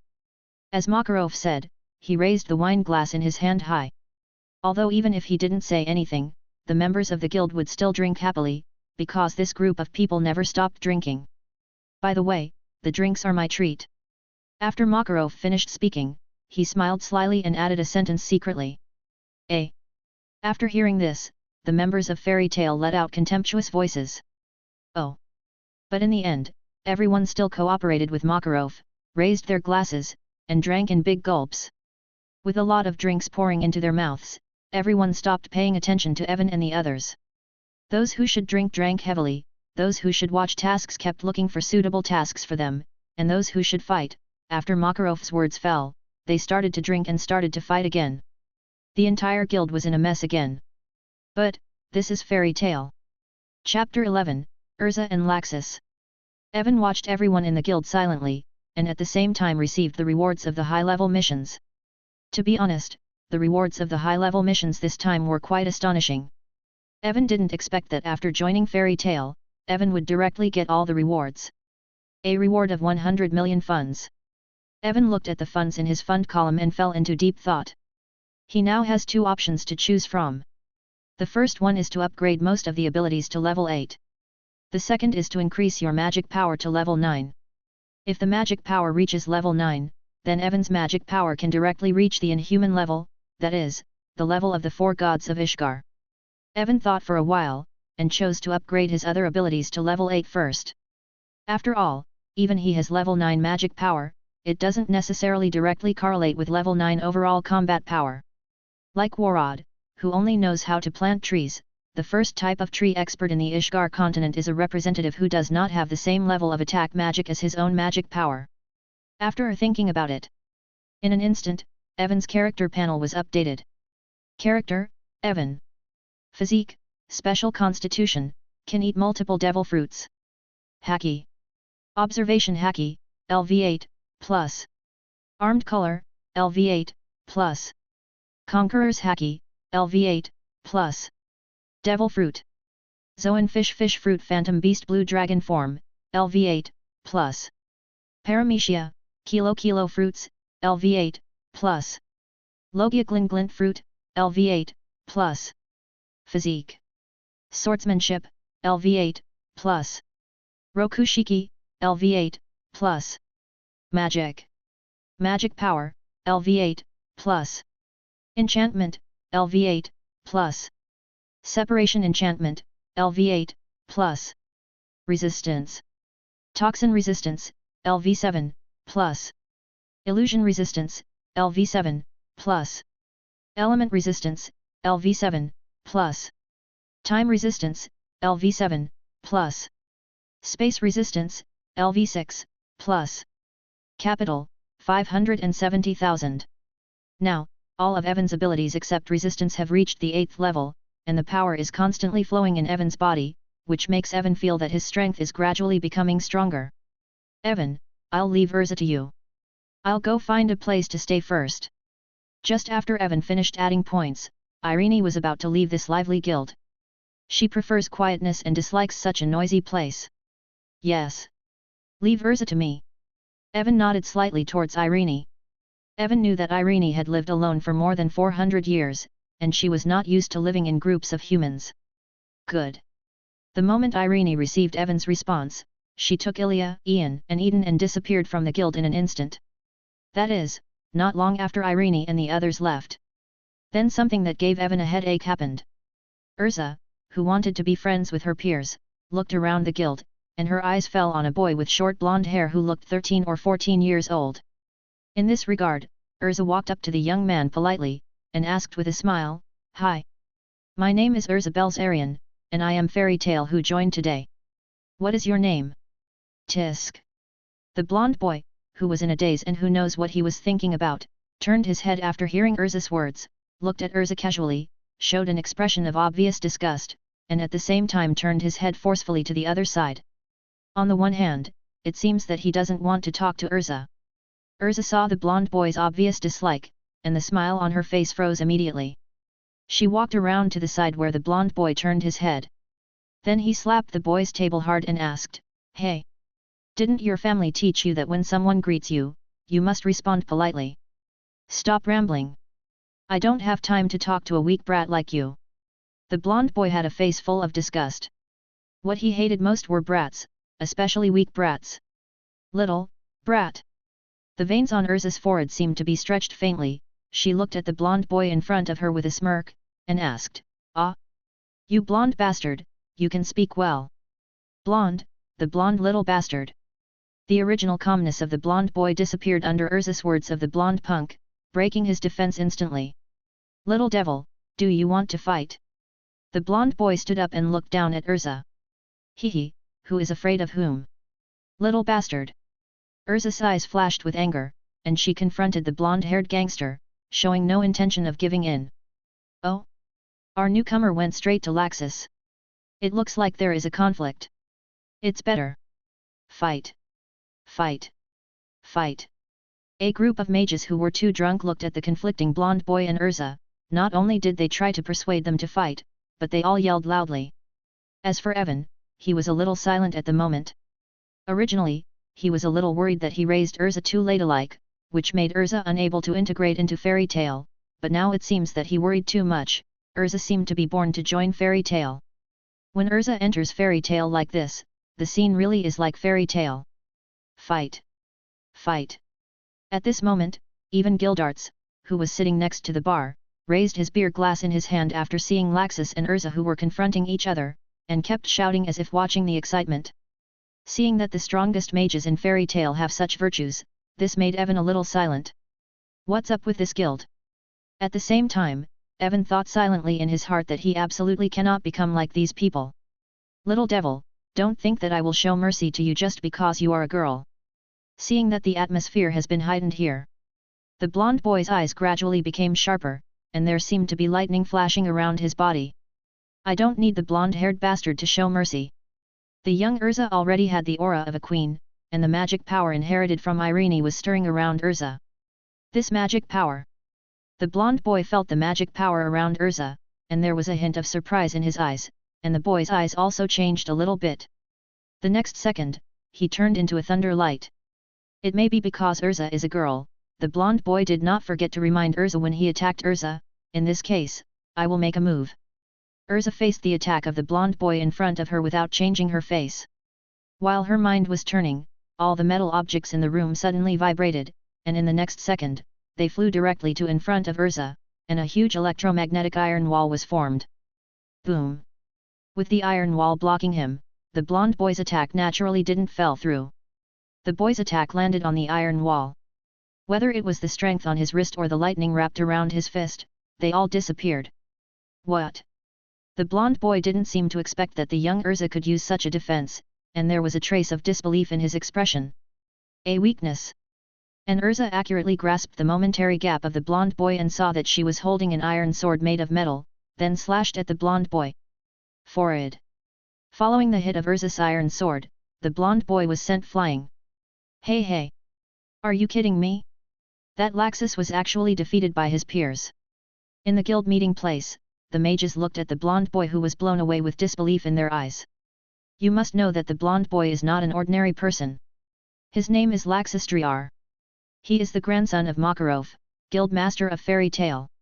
Although he is young, his strength has already surpassed 99% of the mages in the guild. Many people even regarded him as the person most likely to become an S-rank mage after Gildarts. However, such a powerful existence, and now it is suppressed by an unknown little girl. This group of old drunkards in the guild was shocked and at the same time found it interesting. Yes, the group of people in the guild are all old people. Chapter 12, Laxus's Challenge. Hateful. At the moment when the mages of the guild kept exclaiming, Laxus, who had knocked several tables and chairs into the air, stood up staggeringly. He gently stroked his chest. There was a dull pain, which made Laxus' face a little pale. Laxus. Just as Laxus was stroking his chest and staring at Urza viciously, Gildarts suddenly stood up. Are you going to comfort Laxus? Although it seems unreliable on weekdays, the critical moment is still very.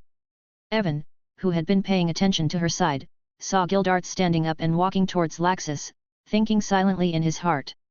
Pthahaha! Laxus, you were actually defeated by a little girl younger than you. How embarrassing! Without waiting for Evan to think about it, Gildarts laughed while pointing at the pale Laxus with one hand and laughing. And Evan silently retracted her previous thoughts. You're so annoying. Uncle.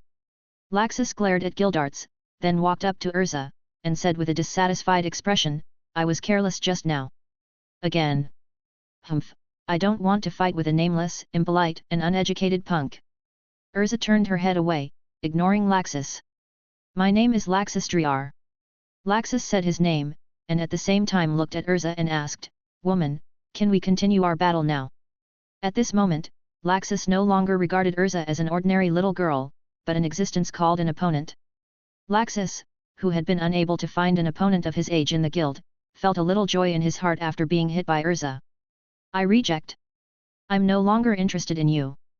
Urza shook her head at Laxus, her eyes looked around, and finally her eyes locked on the corner of the guild. Sitting there was a girl who looked about the same age as Urza. The girl had exquisite facial features and was wearing a white plain dress. Unlike the hilarious members of the fairy tale guild, the girl looked very quiet. When Urza was looking towards the corner, the girl happened to be looking in Urza's direction as well. After their eyes slightly touched, the girl lowered her head shyly. This girl looks like she can be friends. Urza watched the girl's performance and nodded in satisfaction, then strode forward towards the girl. Hello, my name is Urza Belzarian. Urza walked up to this quiet girl with long dark brown hair, stretched out her hand towards the girl, smiled, and introduced herself. My name is Kana, Kana Alberona. The girl introduced herself shyly. From today onwards, we are friends. Urza patted Kana's shoulder lightly, and became friends with Kana, taking care of herself. In fact, Urza didn't know how to make friends with others. When she was in the small town, she only had Evan as her playmate. Okay. Kana nodded. She wasn't surprised by Urza's familiarity, because the people in the guild. They all look like this, a familiar scene. After Karna became friends with Urza, her expression flickered with some hesitation. She seemed to have something to ask Urza, but she was too embarrassed to ask. Ask whatever you want. After all, we are friends now. Friends should talk about everything. Urza was keenly aware of Kana's hesitation. With a smile on her face, she indicated that Kana could ask her whatever she wanted. In fact, she had practiced in advance what questions friends would ask and how to talk, so she was still very confident about herself. That. Kana nodded slightly after getting Urza's consent, and then there seemed to be tears in her eyes. She held Urza's little hand tightly and asked, Is Evan really happy? Isn't he the illegitimate son of Gildarts? What? Urza, who had already prepared all the answers, such as where did the family live before, what did their family do, and how many people were in the family, froze in place. She didn't expect that Kana would ask her such words. Not interested in me anymore. On the other side, Laxus, who was rejected by Urza, felt that his heart had been severely hit. He knelt on the ground with one knee, and cold sweat continued to flow from his forehead. Pthahaha. Laxus, you were rejected the first time you took the initiative to invite a girl, how embarrassing it is. Gildarts stood beside Laxus, laughing loudly, constantly laughing at Laxus' embarrassing behavior. Don't be annoying. Uncle. Laxus' face changed, and at the same time he yelled at Gildarts. I became angry from embarrassment. Gildarts caressed his abdominal muscles with his palms, and the corners of his mouth almost rose to the sky. Hey! That illegitimate son of Gildarts! Come and fight with me! Laxus ignored Gildarts and turned to Evan. What? Evan looked around, and after confirming that Laxus was calling him, he frowned. Hey! Laxus, don't cause trouble for me! Before Evan could say more, Gildarts' fist had already landed on Laxus' head. It hurts. Laxus touched the bag on his head, and he didn't care. He stared at Evan and said, Since you are that woman's brother, you should be very strong too. And how about we practice? You will be beaten by me in seconds. Evan looked at Laxus flatly, expressionless, he was just stating a fact. Oh. Interesting, I want to see how you kill me in seconds. After hearing what Evan said, Laxus was not only not angry, but was eager to try. In that case. Evan moved his body and looked at the 13-year-old Laxus. Shave. In order to educate Laxus a little bit, Evan didn't talk too much nonsense. The power of the Rokushiki erupted on Evan's body instantly. He turned into an afterimage and came directly in front of Laxus. The fist swung out and landed directly on Laxus' stomach. Pfft! The huge force caused Laxus to kneel directly on the ground. He kept retching and rolled his eyes. With Evan's speed, even the young Laxus couldn't react at all, so he clutched his stomach and fell to the ground, losing consciousness. Actually, I want to compete with you more than Laxus. After Evan knocked Laxus unconscious, he looked at Gildarts beside them. Evan, who has been upgraded to the 8th level, wants to compete with Gildarts, the man who stands at the top of the Fairy Tale Guild. Sure enough, you released the astonishing magic power outside the guild before. Gildarts looked thoughtfully at the knocked-out Laxus. Chapter 13, Evan vs Gildarts. In the corner of the Fairy Tale Guild. Of course not. Urza crossed her arms in front of her body while shaking her head constantly. Evan is her brother. How could it be the illegitimate child of a stranger? But she had heard from Irene that Evan didn't seem to be her biological brother. But speaking of it, there are so many magic guilds in this world, why did Evan choose to join Fairy Tale? And Evan's hair is almost the same color as that uncle named Gildart's. Thinking of this, beads of sweat kept falling on Urza's forehead. The main reason is that this is so frightening to think about, she couldn't help but think about it. So much so that in the end, Urza herself was a little uncertain. So, it should, probably, not, right? Urza looked at Kana and replied hesitantly. So, is it, or is it not? Kana felt like her heart was going to be broken. It had been 2 years since she joined Fairy Tail. During these 2 years, she never had the courage to make Gildarts to recognize her. However, this is not the most painful thing. The most painful thing is that in the 2 years, not only did she not get to know Gildarts as father and daughter, but what she was confronted with might be his half-brother.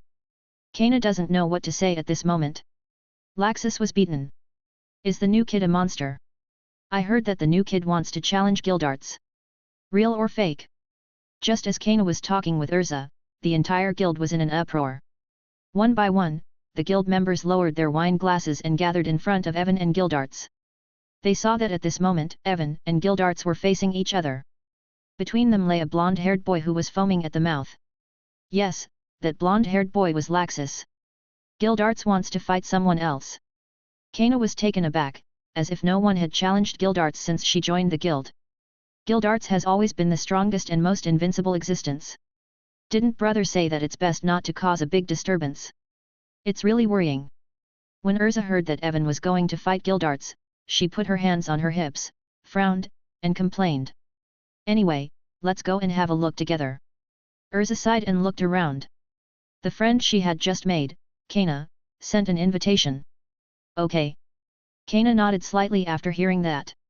At the same time. Are you sure you want to fight me? Gildarts looked at Evan with a smile on his face. Yes. I want to see the gap between myself and the strongest in this guild. Evan nodded. He could feel that the magic power in Gildarts's body was higher than his. In other words, Gildarts in front of him had an human-level magic power and was a real monster. Interesting. Then let's go out and fight for a while? With our strength, if we fight in this guild, the guild master will probably cry, right? Gildarts looked around, looked at the crowd, and shook his head slightly. The guild was too small, both for him and for Evan. Okay. Evan nodded slightly. Then how about going to the back mountain of the guild? There are generally no one to bother us there. Gildarts suggested. Okay. Evan nodded, it doesn't matter where they fight. Follow me. After finishing speaking, Gildarts put on his cloak and walked towards the outside of the guild. Okay. While Evan agreed, his body was light and floating up from the ground. The two of them headed towards the back mountain like this. As for Laxus, who was lying in the middle of the two of them, he had been completely forgotten by the two of them. Let's go, let's watch the excitement. The mages in the guild looked at Gildarts and Evan who were planning to go out for a fight, and ran out of the guild one by one excitedly. By the time Gildarts and Evan found a good position in the back mountain, people were already standing around them. Even Makarov left his guild and came to the back mountain.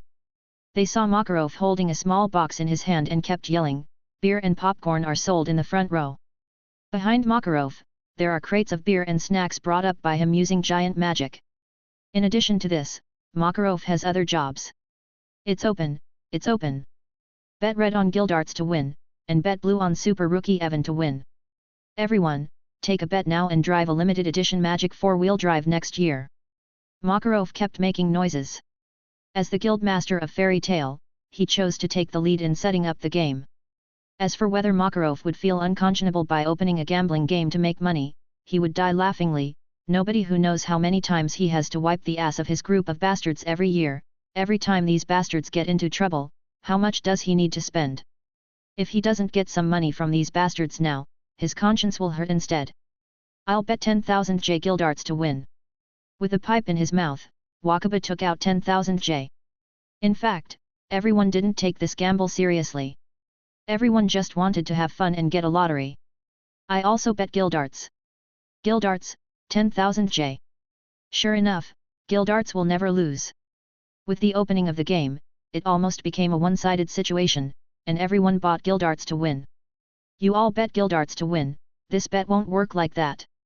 Makarov wanted to cry but didn't cry. Although, in fact, he also bought Gildarts to win. I'll bet 100,000 Big Brother Evan wins. However, just when everyone was betting on Gildarts to win, a distinctive voice sounded slowly. Everyone was stunned when they heard this distinctive voice. In fact, no one thought that someone other than Gildarts would win the victory. Who bet Evan wins? Hearing this distinctive voice, Makarov was so moved that his eyes glistened with tears. He asked excitedly who bought Evan. I. Urza among the crowd stretched out her little hand, and what she was holding was a 100,000 banknote. Very good. Urza. Makarov held Ersa's hand excitedly. He took out the banknotes from Ersa's hand and kept them while watching the other people in the guild say dissatisfiedly. Said, you should learn from Urza, who said Evan will definitely lose. So Guildmaster, don't just talk about us. You can bet Evan to win. Macau walked up to Makarov and joked with a smile in his eyes. Me. Cough cough, I bet on Gildarts to win, he has a reason. Makarov turned his head, not daring to look into Macau's eyes. You want to win money too? The other people in the guild looked at Makarov's appearance and complained one after another. Shut up! I'm the guild master. Seeing that he was being exposed, Makarov immediately used his identity as the guild master to suppress everyone. Boo! However, the members of Fairy Tale don't like Makarov's tricks at all. At the same time, Gildarts and Evan, who were confronting each other, moved first. The first person to act is Evan. They saw the magic power riot in his body. Enchantment flames. In just an instant, Evan enchanted flames to the air. Boom! In an instant, the air in front of Gildarts was directly ignited. At the same time, the spectators at the rear only felt the heat in front of their eyes. Seeing that there was no warning in front of them, a huge fireball with a radius of more than 10 meters rose up. That fireball is like a miniature sun. The terrifying temperature seems to ignite the surrounding trees. Are you kidding me? Such a big fireball. Could it be, is this kid a real monster? The members of Fairy Tale, who were returning to watch the battle, stared wide-eyed at the huge fireball and the oncoming heat wave. Chapter 14, 8 meters Jade Megatama. That's why I said, brother won't lose. Urza looked up at the huge fireball with a calm expression, as if she had expected Evan's strength long ago. Crusade. Facing the huge fireball, Gildarts looked calm and calm. His hand waved towards the sky, emitting a burst of white light. Boom! In an instant, the huge fireball attached by Evan was divided into countless pieces, and finally disappeared into the sky. That's an exaggeration. The members of the guild watching the battle were all dumbfounded at the moment. The beer and popcorn in the hands of some members fell on the ground, but they didn't realize it at all. They all looked at the sky intently. My fireball is still too small. Irene should be able to destroy Magnolia directly, right? Evan was floating in the sky, dissatisfied with the enchantment he released just now. You want to destroy Magnolia? Makarov's eyes widened. He originally thought that Evan was the type who would calm down and not cause trouble, but now it seems that he was worrying too much. That type of mage would never come to his fairy tale. Moreover, seeing Evan use a calm tone and say the gesture of destroying Magnolia, Makarov can feel how much trouble Evan can cause in the future. It seems that an interview will be required in the future. Makarov seemed to have seen his future, and he would go to the Magic Council meeting every now and then, as if he was constantly doing self-criticism. However, a mage who is fairy tale should have this vigor. Magic Senate. Go to hell. Gildarts won't lose, will he? At this moment, some of the guild members began to whisper with guilt. Gildarts won't lose. He's the strongest. Kana, who was wearing a long white dress, was weak, cheering for her father. That's not necessarily true, brother Evan hasn't used all his strength yet. Urza shook her head after hearing Kana's words. Boy, you almost set my hair on fire just now. It's dangerous to use this level of magic at close range, okay? Gildarts looked at Evan floating in the air and shouted loudly. In that case, let's change the attribute. Thinking about it, Evan took a deep breath, and the next second, Evan spat out a blue-white thunder. Exactly, the ability of the fish fruit, phantom beast species, and blue dragon form. Is that the same magic as Laxus? Makarov was startled when he saw the scene of lightning spitting out from Evan's mouth. Hey, besides flames, he can use lightning. It's really surprising, but... Gildarts blocked Evan's lightning with his cloak in time. His eyes were sharp, and the majestic magic power gathered directly in Gildart's hand in the next second. In an instant, Evan's lightning was shattered into countless fragments by Gildart's shattering magic. Sure enough, even lightning can be crushed. Evan is not surprised that Gildarts can crush his thunderbolts. Although Gildarts did not fight Laxus in the original book, Gildarts once fought against the weakened version of God Serena. However, Serena's body has 8 Dragon Slayer magic with different attributes: water, fire, earth, wind, thunder, rock, light, and darkness, which means that Gildarts is likely to be able to crush any magic element, including thunder, wind, light and other unseen magic elements. Little devil, be careful. Gildarts looked at Evan, who was lost in thought, and gave a brief reminder. Okay. It was also at the moment when Gildart's voice fell, Evan became alert with his knowledge. He saw Gildart's white light that shattered the magic. After smashing Evan's lightning, he didn't intend to stop, but directly followed Evan's lightning and wrapped it towards Evan, covering Evan's surface in an instant. Sorry kid, I'm going to end this battle. As Gildarts said, he clenched his palm, pointing at Evan slightly into a fist.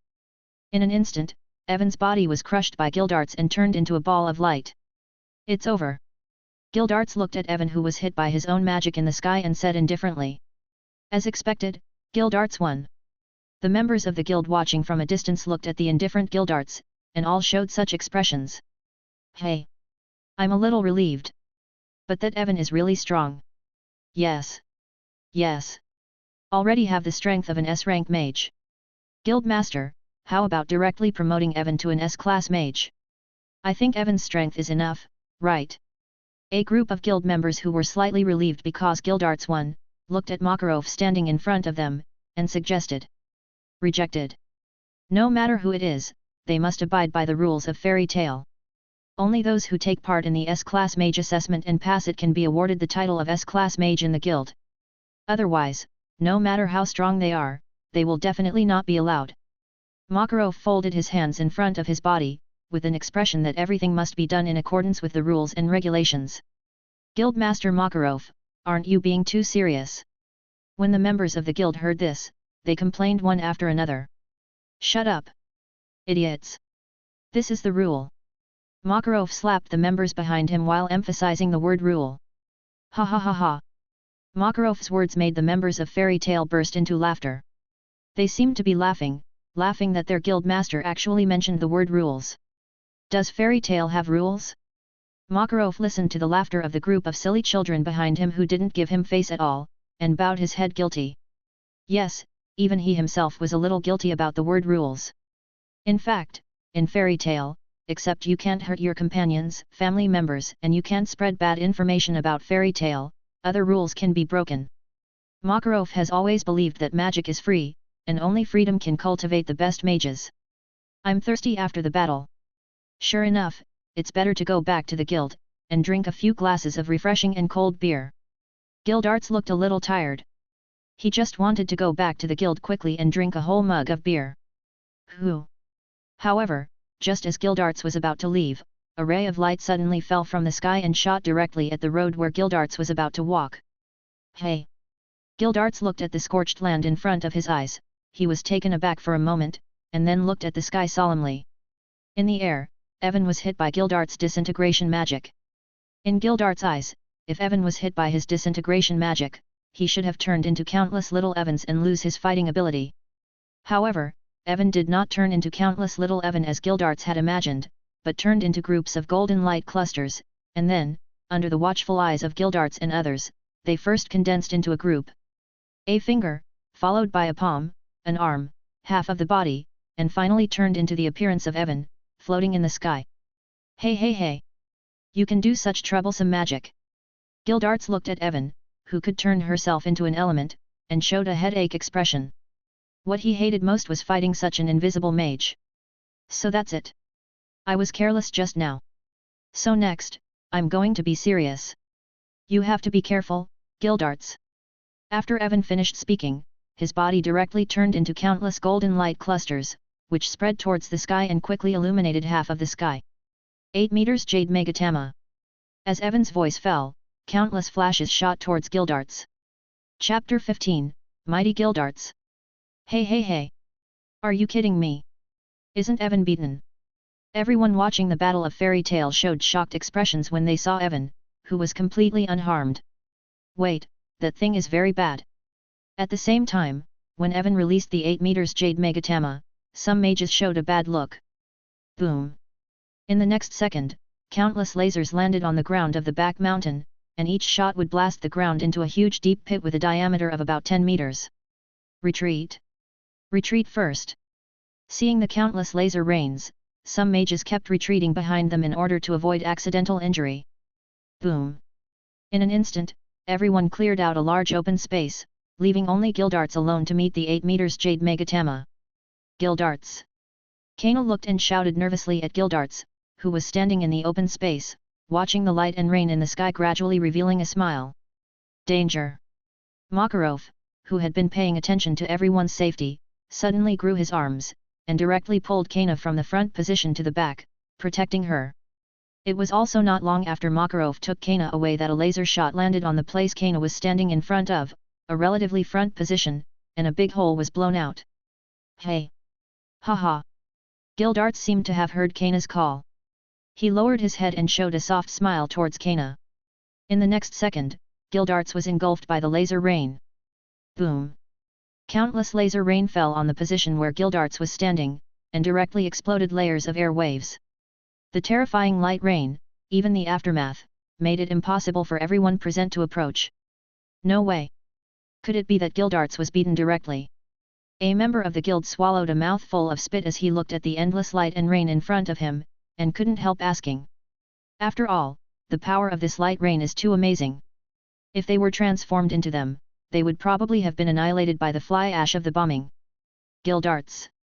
Listening to the other members talking to themselves, Kana became even more worried. It's okay, Gildarts, he is the strongest mage in Fairy Tale. Makarov, who was protecting Kana behind him, seemed to see Kana's worry. He gently stroked Kana's head with his generous palm, and spoke softly. Okay. After hearing the words of the guild master Makarov, Kana nodded heavily. She believed in Makarov the guild master. Boom! When a gust of wind howled, the light spots like a shower finally stopped, and a puff of smoke covered everyone's sight, making it hard for people to see exactly what happened to Gildarts, who was hit by the light rain. It wasn't until a burst of light came on and the endless smoke was shattered that Gildarts' entire appearance was revealed. At this moment, the cloak on Gildarts' body was full of holes. It was obvious that his worn-out cloak had been scrapped.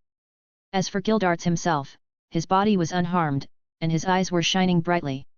Evan, I'm going to be serious. It seemed that Gildarts' blood had been warmed up for a long time. He stomped his feet hard, and the ground was instantly shattered by Gildarts' shattering magic, and then Gildarts directly flew into the sky with this impact. Hey, hey, hey! So what should we do? The ground is about to collapse. It's about to fall. Isn't this the end? However, the members of Fairy Tale who were watching the battle were not so lucky. As Gildarts smashed the cliff floor of the back mountain, they lost their footholds one by one and fell from the sky. That's why I said not to watch Gildarts' battle. As an old man in the guild, Macau, calmly enjoying this feeling of weightlessness standing shoulder to shoulder with death, it looks like he has rich experience. Aren't we dead now? A guild member held his head and cried bitterly. Little ones! Hurry up! Just as the members of the guild kept yelling in fear, the calm Makarov's body shone with a golden light. The warm and terrifying magic power surged on Makarov's body in an instant, and his body size instantly grew larger at a speed visible to the naked eye. A small pit, he fell to the ground at an extremely fast speed, and at the same time embraced all the members of the guild in his arms. Hey! Fortunately, the guild master is with us. Lying in Makarov's arms, everyone breathed a sigh of relief. Feeling the warmth from Makarov's chest, they felt inexplicably at ease. Why do you think I came with you bastards? Makarov educated the little ghosts in his arms. In fact, the reason why he threw the stunned Laxus to poor Lysica and he hurried over was for selling alcohol to make money was one thing, but mostly, to prevent Gildarts from hurting these idiots after getting red-eyed. After all, Gildarts is the idiot among idiots. When he gets excited, he doesn't care about his surroundings at all, and he often makes a mess of the town. It's impossible not to be careful. But having said that, Evan is stronger than I imagined. With this strength, he can even defeat some members of the 10 Wizard Saints. Even if he is given the title of S-rank mage in advance, maybe it's okay. No, no. Rules are rules. Just as Makarov was thinking about whether to grant Evan the S-rank title in advance, Gildarts and Evan fought fiercely in the sky. Ha! Under a burst of sonic boom, Gildarts came in front of Evan in an instant. He clenched his fists tightly and slammed towards Evan. Evan didn't change her expression when facing Gildarts' fist, and shielded with his hands in front of his body. Boom! Accompanied by a roar, Evan, who was hit by Gildarts' punch, turned into a golden ray of light and instantly fell into the depths of the forest, directly knocking down rows of trees. OM! However, in an instant, Evan turned into a golden light, flew out of the deep pit unscathed, and regained his human form. Crush! Just as Evan regained his figure, a big hand shining with white light appeared in front of Evan. Okay. Evan's pupils shrank suddenly. Gildart's speed exceeded his knowledge. Is it magic? Without waiting for Evan to think about it, the white light instantly lit up. Boom! The entire forest, including the 3 high mountains in the distance, was instantly blasted into countless clouds, and thousands of trees flew directly into the sky. Isn't that too much? Lying in Makarov's arms, the members of Fairy Tale who watched the battle from the special spectator seats stared wide-eyed at the disappearing forest and mountains. Buzz! Evan, who had escaped Gildart's attack by elementalization in the air in advance, slowly appeared among countless trees that were blown away. Ah, turned into light again, did you avoid it? Gildarts looked at Evan in the air and muttered to himself. Gildarts! Let me show you my trick. Evan floated in the air, clasped his hands together, and instantly there was an invisible wave of gravity on his body, rising towards the sky. Immediately afterwards, 1 second, 2 seconds, 3 seconds. Time passed by every minute and every second, and nothing seemed to happen. What happened? Could it be that the magic failed? A group of Fairy Tale members standing in the special seats looked at Evan with her hands clasped together. They instinctively thought that the matter was far from simple. They thought that Evan would release some great magic that shocked them, but they watched the time pass, there was still no movement of magic, so they couldn't help asking. However, Makarov, who was holding a group of mages in his arms, suddenly felt palpitations in his heart. He looked up at the sky, thoughtfully, and muttered to himself, Hey, no way. Chapter 16, Meteorite. No, it's not that the magic failed. Evan, he, released successfully, this is really. It's too much. This kind of magic, isn't it just a joke? It is a super dangerous magic that should never be used in a competition with your companions. Evangelist. Just when everyone was wondering, Makarov seemed to be looking at the cloud-shrouded sky in response. A few drops of cold sweat dripped from his old cheeks. Whew! In the next second, the clouds seemed to be boiling, and they kept rolling. Immediately afterwards, a huge rock burning with flames directly smashed through the thick clouds in the sky. For a moment, it seemed as if the sky had split open. And in front of everyone's eyes, he showed his whole picture. Are you kidding?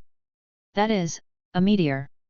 A group of Fairy Tale members lying in Makarov's arms widened their eyes and looked at the sky in disbelief. The cloud broke through and was ignited due to high-speed friction. Hey! Evan, you are the child who keeps surprising me. Gildarts looked at the burning meteorite that was falling rapidly toward him, and opened his eyes excitedly. He stretched out his hand to the meteorite in the sky without haste. Crush! Shining with white light. The huge meteorite instantly turned into countless fragments. At the same time, most of the power was removed.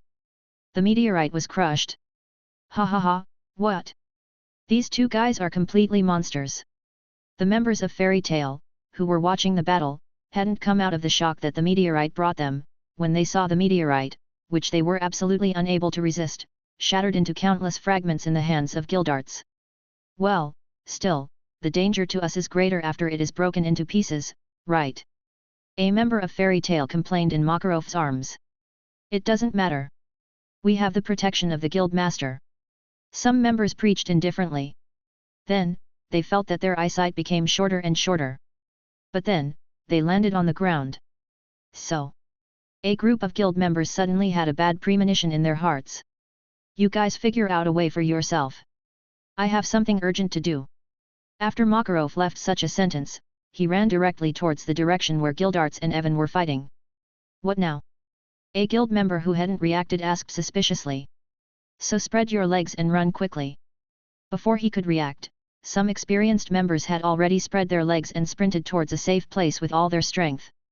Run! After someone took the lead, the others realized that they were going to run away now. Shhhhhhh. It was also not long after everyone started moving towards a safe place that the meteorite fragments in the air fell on the ground, blasting the ground into huge deep pits one after another. It's really dangerous. The members of Fairy Tale, standing in a safe place and watching the forest being constantly bombed, whispered softly. Right now, they no longer care about the outcome of Evan and Gildarts. Any outcome is far less important than survival. The other side. As the meteorite bombs fell one after another, Evan and Gildarts showed a smile, which was the smile of seeing the opponent. The two of them didn't talk nonsense, and moved towards each other at an extremely fast speed. That's enough.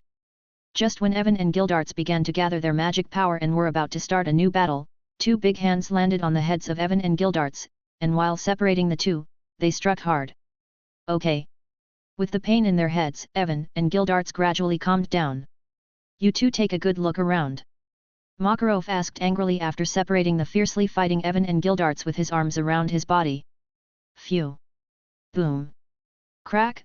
Boom! Gildarts rubbed his chin, looking at the falling meteorite bombs, shattered burning trees, and the potholed land, lost in thought. Guildmaster, did you use space magic in the middle of the battle between me and Evan and move us elsewhere?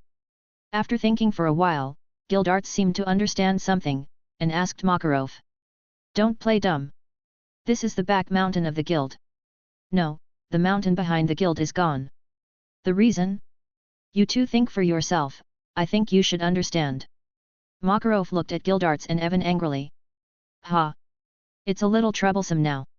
Gildarts looked at the mess on the ground and fell into deep thought. But forget it, time will smooth everything out. Now let me go back to the guild to rest. I'm so thirsty. After saying that, Gildarts was about to leave here on his own, and go back to the guild to drink beer. Bump! However, just as Gildarts was about to leave, Makarov's fist landed on Gildarts' head, which made Gildarts' already swollen head even more swollen. It hurts so much. Guildmaster!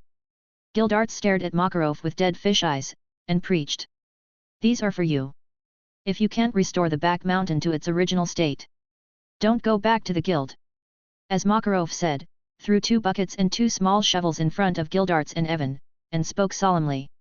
After Makarov finished speaking, he left in a huff. At the same time, Evan and Gildarts could still hear Makarov muttering, really, it's fine to make a mess of other people's house. But even the mountain in my own house is also demolished? I can't bear it anymore. It seems that the guildmaster is serious. Gildarts grabbed his messy hair and looked at Makarov's back with a helpless expression. In short, that's it. Let's work hard together. After thinking for a while, Gildarts picked up the shovel and bucket on the ground and began to repair them. Really? Evan raised his brows as she looked at the disappearing forest and mountains. Really? Gildarts muttered while skillfully shoveling the soil with a shovel. Ugh! Evan sighed, manipulated the gravity, and began to clean up the gravel on the ground. He felt a little refreshed during the battle, but now he feels sour. Is it gravity magic? What a cheat! Gildarts couldn't help admiring the way Evan manipulated the gravity to clean up a large area of gravel and at the same time fill up the potholes. Then Gildarts was a little allergic to the dust raised by Evan, and couldn't help but sneezed. Boom! In an instant, the originally filled ground became torn apart again. Did you do that on purpose? Evan raised his eyebrows when he saw Gildarts, who was sneezing too hard and subconsciously activated his magic. If this continues, when will he be able to finish the work?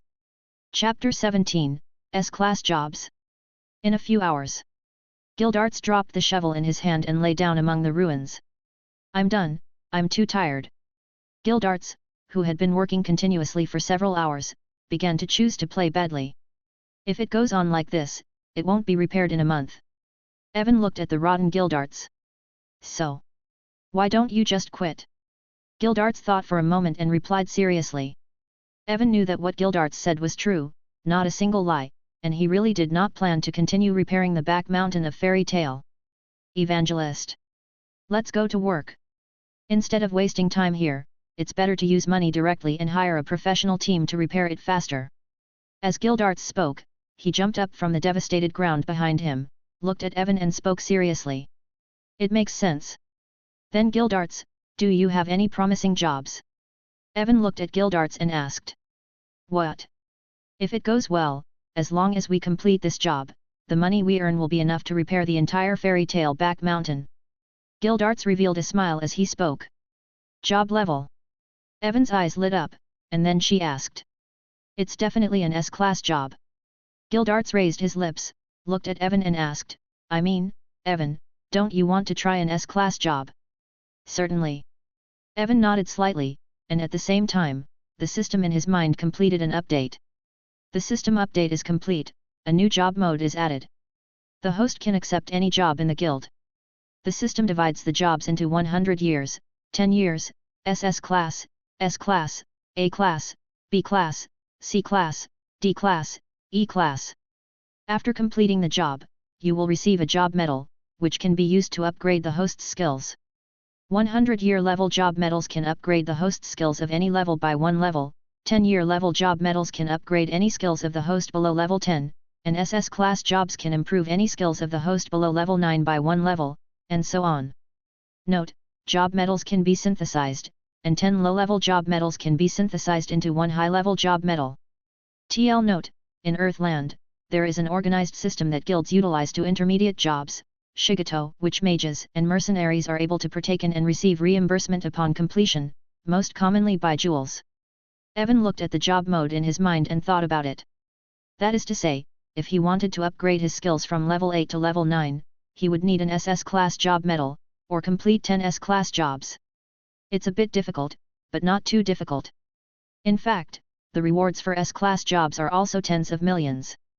If converted into money, 10 S-class jobs are about 100 million, which is exactly the same as the funds needed for Evan to upgrade from level 8 to level 9.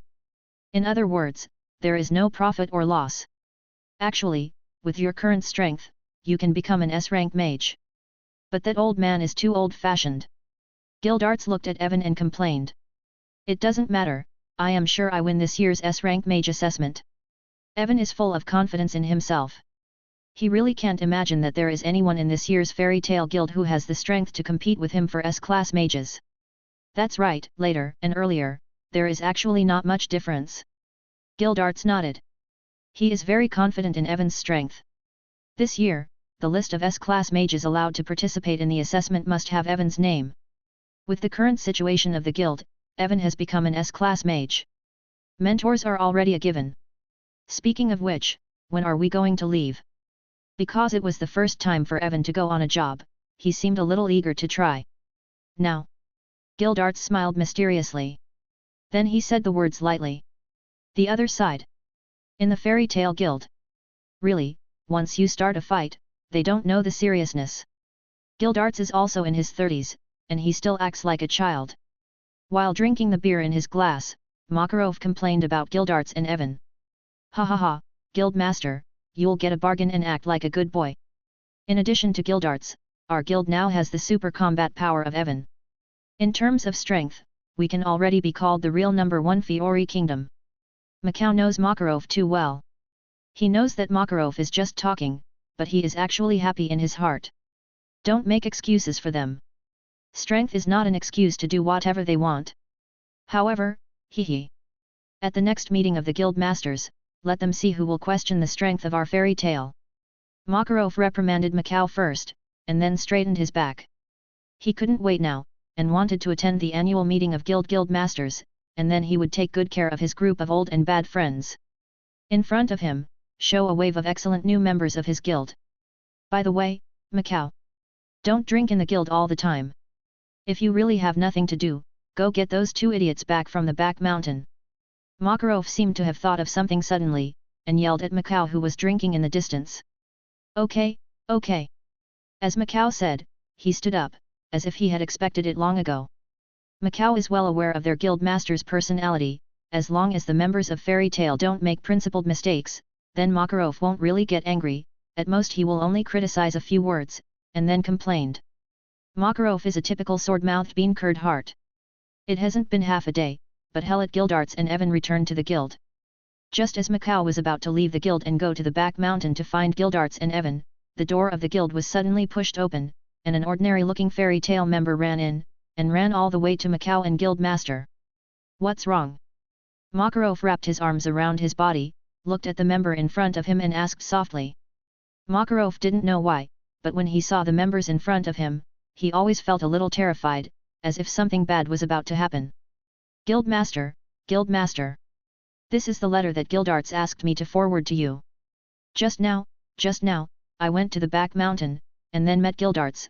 He asked me to give you this letter, and I saw that he looked very anxious. I thought it might be a big deal, so I hurry up and deliver the letter." The member spoke out of breath, and handed a letter to Makarov. Makarov frowned as he looked at the letter in front of him, and his inner premonition grew stronger. To put it simply, every time Gildarts doesn't show up, but chose to send a message to communicate with him, something must have happened. Bastard! Gildarts! After Makarov read all the letters in front of him, he let out an extremely angry roar. In fact, Makarov's premonition has always been very accurate, so won't it come true immediately? Chapter 18, The Storm Has Passed. "Guild Master, calm down." Macau looked at the furious Guild Master, sighed, and with a smile on his face, he walked up to Makarov, persuading him. "Calm down. Do you know what job this bastard Gildarts is going to perform? He actually took Evan to carry out that job in the Gale Mountain Range." Makarov looked at Macau seriously. "The Gale Mountain Range. I remember that there seemed to be traces of wyverns found there, causing all the passing caravans to be attacked. That's why the Merchant Association issued a reward, and the reward is relatively high among jobs of the same level.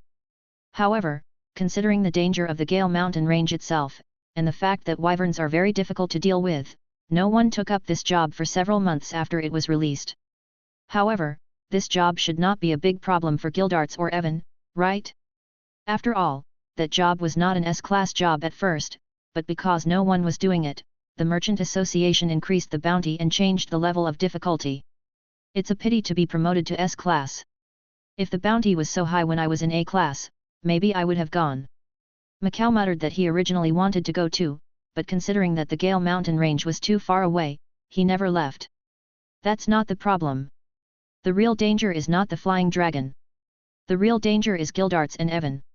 If the two of them work together, it's not impossible to destroy the mountains.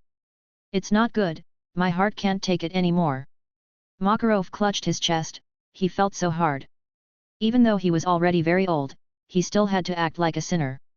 He was often summoned by the Magic Council, and in the end he had to be criticized by a group of people younger than him. Thinking of this, tears rolled down Makarov's eyes. "Guild Master! Guild Master, cheer up! Guild Master! Quick, hurry up and call the doctor." For a while, there were rumors in the guild that Makarov fainted because of being too sad. The reason it is a rumor is because everyone simply does not believe that Guild Master Makarov, one of the 10 wizard saints, would be stunned by members of his own guild. Who? The violent wind continued to howl. This is a mountain range that is always shrouded in strong winds throughout the year. It is called the Scree Mountain Range, also known as the Gale Mountain Range.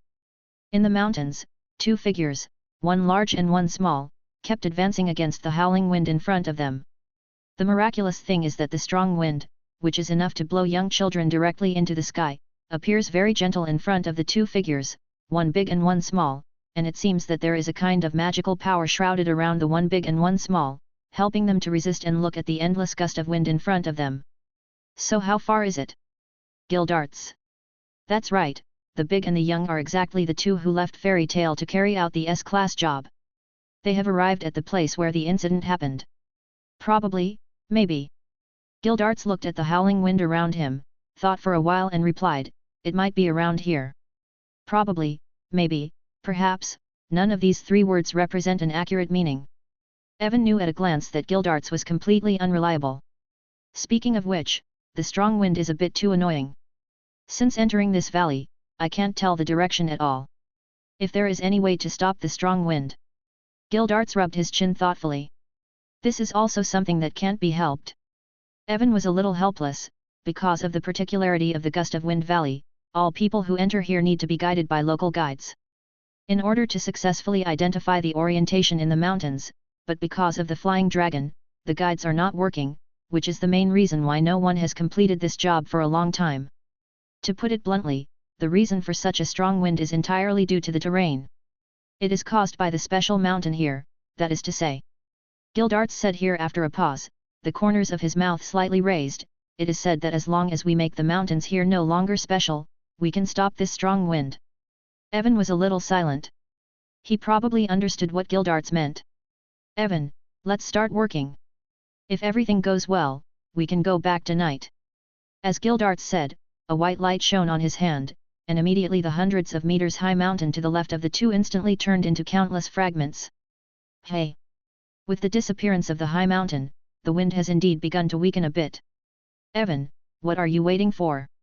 As the mage of fairy tale, no matter what job we do, we must do our best. As the mage of fairy tale, no matter what kind of difficulties we encounter, we must overcome them. And keep moving forward. No one can stop us. So try our best to stop the wind, find the flying dragon, and kill it. As Gildarts said, another peak turned into countless stones and disappeared from the mountain range. The wind blocking Gildarts and Evan's progress is getting smaller and smaller. I understand. Evan nodded lightly, and then there seemed to be an invisible wave flying up into the sky from his body. Boom! In the next second, huge meteorites burning with flames fell from the sky one after another. Boom! The moment the meteorite fell into the valley, it raised countless peaks to the ground. For a while, the wind became a little weaker. That's it. Evan, remember that as a mage, we must be responsible for the jobs of our employers, and do our best to complete the jobs for the employers in the fastest and best way. Because of the flying dragon problem, the caravans have been stagnant for nearly half a year. Since the job has been taken over by our fairy tale, we will let them pass through starting today. This is the mage of fairy tale. Gildarts looked at Evan, who kept calling for meteorites, and shouted passionately. As Gildarts' enthusiasm soared, the guild stamp on his body seemed to glow with a magical light. Especially after Gildarts said that this is the mage of fairy tale, not only Gildarts' stamp is shining, even Evan's stamp is shining white light. Oh! Although Evan didn't know exactly what happened, his blood became hot for no reason. Absolutely, he can't stop at all. Boom! Boom! One after another, countless meteorites fell from the sky, raising all the high mountains around this wind valley to the ground one by one. As for some untidy places, Gildarts violently used high-level crushing magic to destroy them into countless pieces. An hour later, when Evan and Gildarts destroyed the entire mountain range in 7s and 8s, they finally saw a family of 5 wyverns preparing to move as if fleeing for their lives. Evan! Come on, do you see the flying dragons? Don't let them run away from the valley. Gildarts looked at the flying dragon in the sky and stopped. He vaguely remembered that his job was to destroy the flying dragon. Leave it to me. 8 meters Jade Megatama. As Evan spoke, his body emitted a golden light, and in an instant, countless lasers landed on the dragon's body. Ka! The flying dragon uttered screams and fell from the sky. Very good. Job completed. Looking at the flying dragon that was shot through, Evan and Gildarts showed excited smiles, and then they stretched out their fists and touched each other lightly. In April, spring of X774, Fairy Tale's mage Evan and Gildarts completed the S-class job issued by the Merchant Association Scree to kill some flying dragons of the Gale Mountains. The flying dragons disappeared, as well as the entire Scree Mountains. The Magic Council was furious. Chapter 19, Sitting Up from a Dying Sickness. Evan gained a lot from going out with Gildarts to carry out the job. First of all, Evan has obtained an S-class job medal, which allows him to upgrade any skill below level 8. Of course, this medal is secondary in Evan's opinion. What Evan really gains is the broadening of his mind. In other words, if it was Evan before performing jobs with Gildarts, he would definitely seek help from familiar local people as a guide when encountering unfamiliar terrain. When encountering unfamiliar terrain, he will directly make the terrain familiar. If you can't change yourself, change all other factors that are not good for you. This is the huge and valuable experience that Evan has gained. Been taught a lesson. Evan watched as Gildarts spoke softly. You're still young, you'll understand when you're my age. Gildarts rubbed Evan's head lightly. He felt emotional in his heart. He thought of the scene of the past. After doing a few jobs with Makarov, who was still young at the time, he suddenly became transparent. To put it simply, this is passed down from generation to generation, the fairy tale thinking. Even Evan herself didn't realize that he was being assimilated by this kind of thinking, gradually turning into a fairy tale. Another day has passed. When Evan and Gildarts returned to the guild, they found that the guild master was not in the guild. It wasn't until the two asked the members of the guild that Makarov had written the inspection and went to the Magic Council not long after he heard that Evan and Gildarts had gone out to perform the job. The old horse's proficiency makes people feel distressed. The Magic Council. Anyway, you should put this away in advance. According to my experience, it will definitely be used. Makarov looked at his old friend in the Magic Council before him, and handed in the letter of apology he had written in advance. Okay, Pony. You go back first. If the matter is not serious, I will find a way to help you calm it down. If it involves too much, you can come to the council to apologize. With your status as the 10 Wizard Saints, an apology is enough to deal with them. Yajima opened one eye and closed the other. This is his usual habit, and it is also his attitude towards fairy tale. Yajima. After hearing what his friend said, Makarov embraced Yajima with teary eyes. Pony. Yajima also opened his arms quite emotionally. Ahem. Excuse me. Mr. Yajima, and Mr. Makarov, the speaker of the council has something to discuss with the two. Just when the two were about to hug each other and strengthen their relationship, a soft cough interrupted the two who were about to hug each other. Yes. Makarov and Yajima withdrew their movements at the same time, and opened some distance. Although the two are like brothers and sisters, they still have to avoid suspicion when it is time to avoid suspicion. That. I don't know if you are looking for me, and what's the matter with Makarov? With his hands behind his back, Yajima asked the soldier of the Magic Council in front of him while bending his waist like a hunchback. Hearing this, the soldier glanced at Makarov in front of Yajima, as if he was hesitant to answer Yajima's question. But it's okay to say.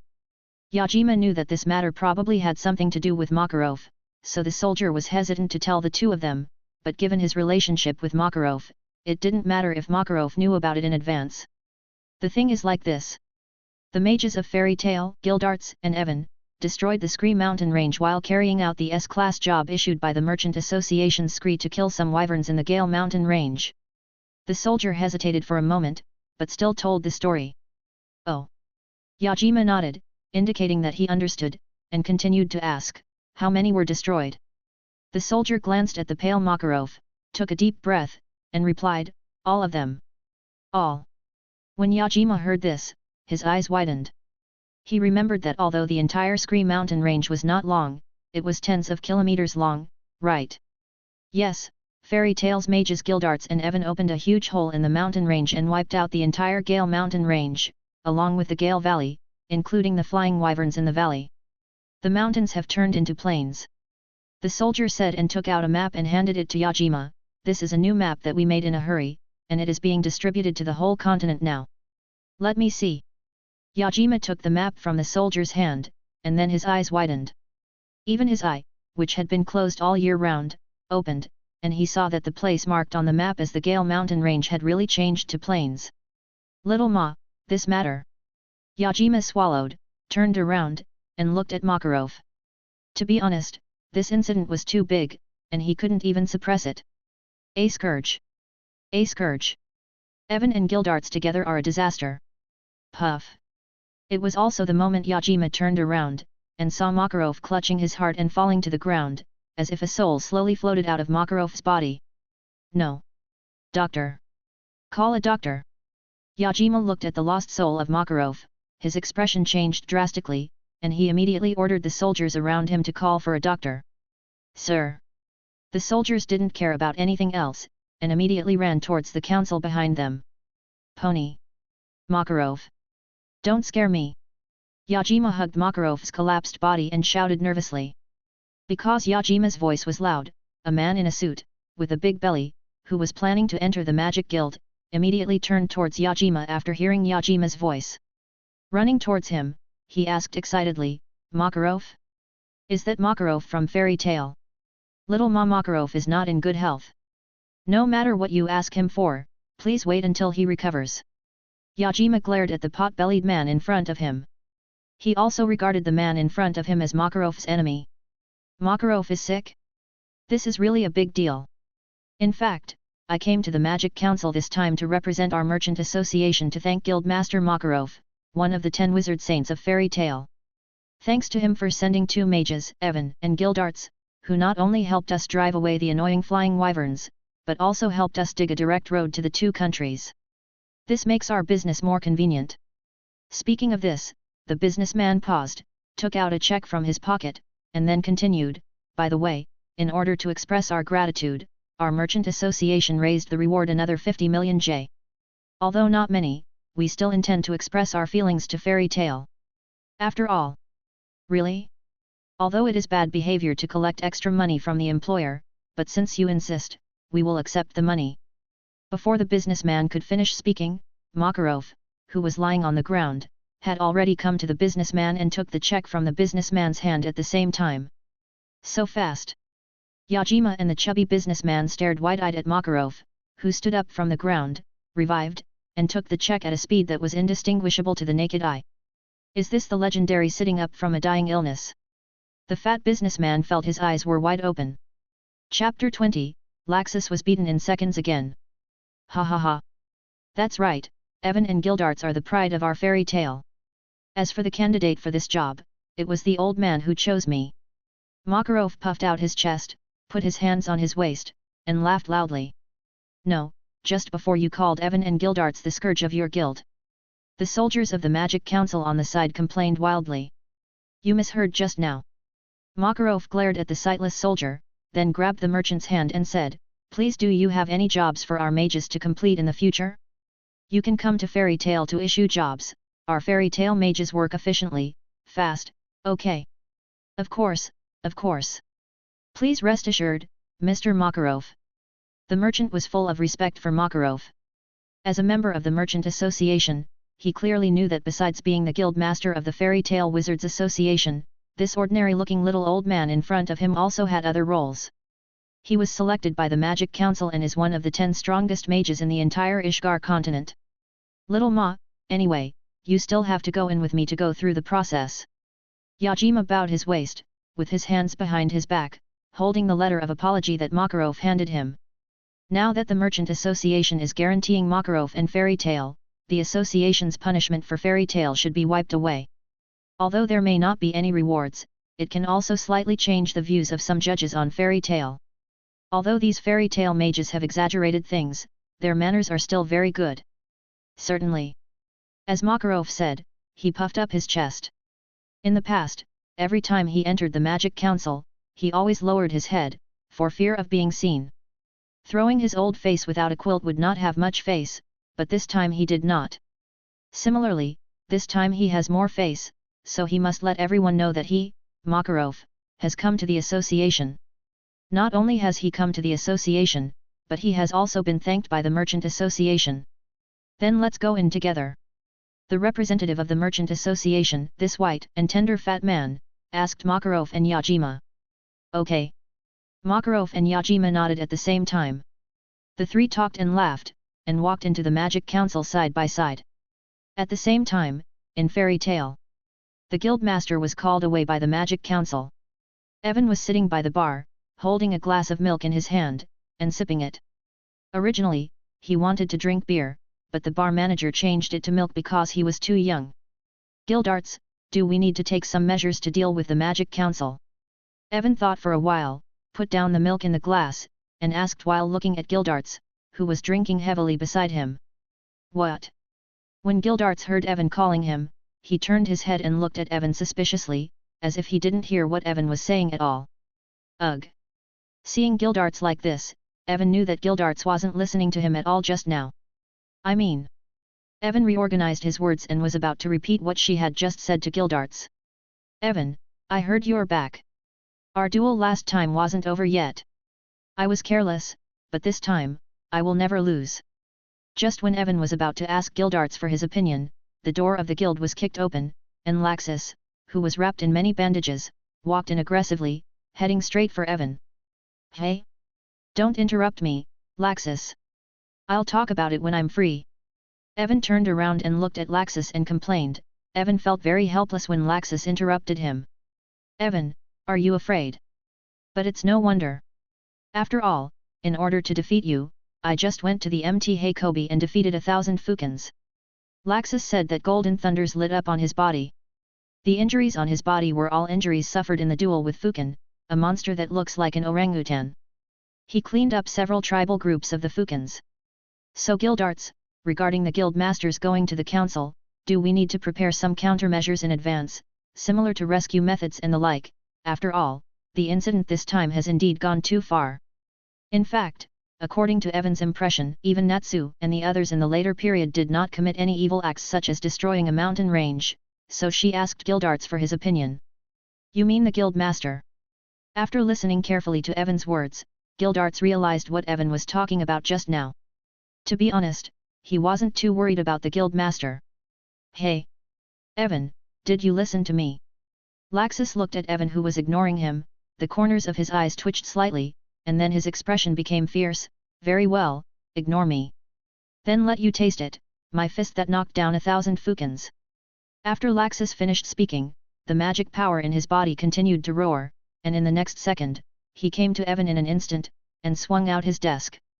Lightning Dragon's Breakdown Fist. Laxus hit Evan on the back of the head with all his strength. You're annoying. However, Evan with observation haki avoided Laxus' fist with a slight sideways movement, then turned around and placed one hand on Laxus' abdomen. What? Laxus looked at Evan, who dodged his attack. His pupils trembled. Gravity punch. Immediately afterwards, without waiting for Laxus to think about it, an incomparably huge force suddenly burst out from his abdomen. Boom!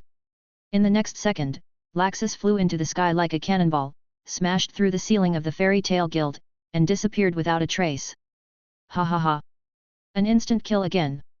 Sure enough, the gap between Laxus and Evan is too great. After Laxus was blown away by Evan, countless people in the guild instantly burst into laughter. It's so annoying. After Evan instantly killed Laxus, he turned around again. We don't need to worry about the guild master's affairs. The group of guys in the council will not punish the guild master too much. They are more aware of the importance of the 10 wizard saints than we are. Guildarts was extremely calm. Although he didn't like the false name of the saints very much, sometimes, the false name is still very useful. Even the magic council will not punish the mages who are ranked among the 10 wizard saints for some trivial matters. If you want to punish a mage at the 10 wizard saints level, just using the number of people is not enough. The 10 wizard saints can only be punished by another mage at the 10 wizard saints level. However, the counselors of the Magic Council are well aware of how powerful the 10 wizard saints are, otherwise they would not have given the order that the 10 wizard saints level mages are not allowed to fight privately. Once a mage of this level goes to war, it will end in catastrophe. Chapter 21, The first thing a boy learns to be bad is never going home. I see. Evan nodded slightly, since Guildarts believed that Guildmaster Makarov was fine. Then he won't say any more. Guildarts is obviously more experienced than him. Since Guildarts said he was fine, it must be fine. In fact, the sky was getting darker and it was very dusk. Makarov hummed a ditty and returned to the guild alone. Makarov's face was a little flushed, and his steps were a little staggering. It looked like he had drunk too much. Evan, Guildarts. The first time Makarov returned to the guild, he shouted loudly that he wanted to see Evan and Guildarts. What's up, Guildmaster? Guildarts, who was drunk at the bar, heard Makarov shout, turned around, and looked towards Makarov behind him. Guildarts. Makarov frowned, staring at Guildarts in front of him. Guildmaster Makarov. Guildarts also frowned. For a while, the atmosphere between Guildarts and Makarov gradually became tense. There seemed to be magical fluctuations around the two of them. Hello. Is there going to be a fight? Evan looked nervous at Guildarts and Makarov, who were confronting each other. If Guildarts and Makarov started to fight, he was the only one in the guild who could stop the two of them right now. No, if it really doesn't work, Evan is ready to ask Irene for help. After all, if two inhuman drunks fight, the entire guild and even the entire town of Magnolia will be completely destroyed, right? Boom! Just when Evan was nervous, Makarov moved, and saw his arms stretched suddenly, and he hugged Guildarts in his arms. Woo woo woo! Guildarts, you really look good on me.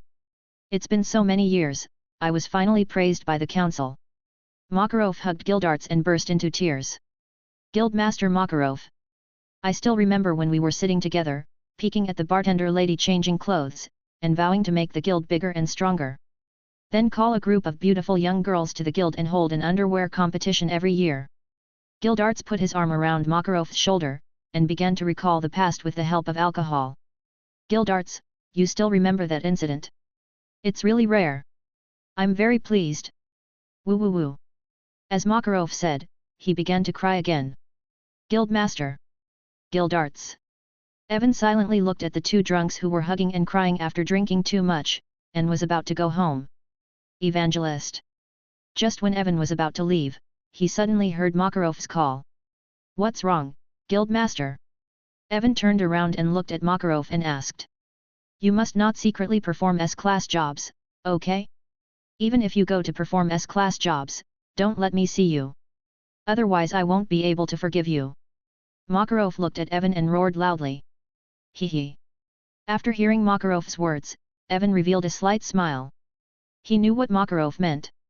To put it simply, due to fairy tales rules that mages below S-class are absolutely not allowed to perform S-class jobs, so Evan, who has the strength above S-class, cannot perform S-class jobs.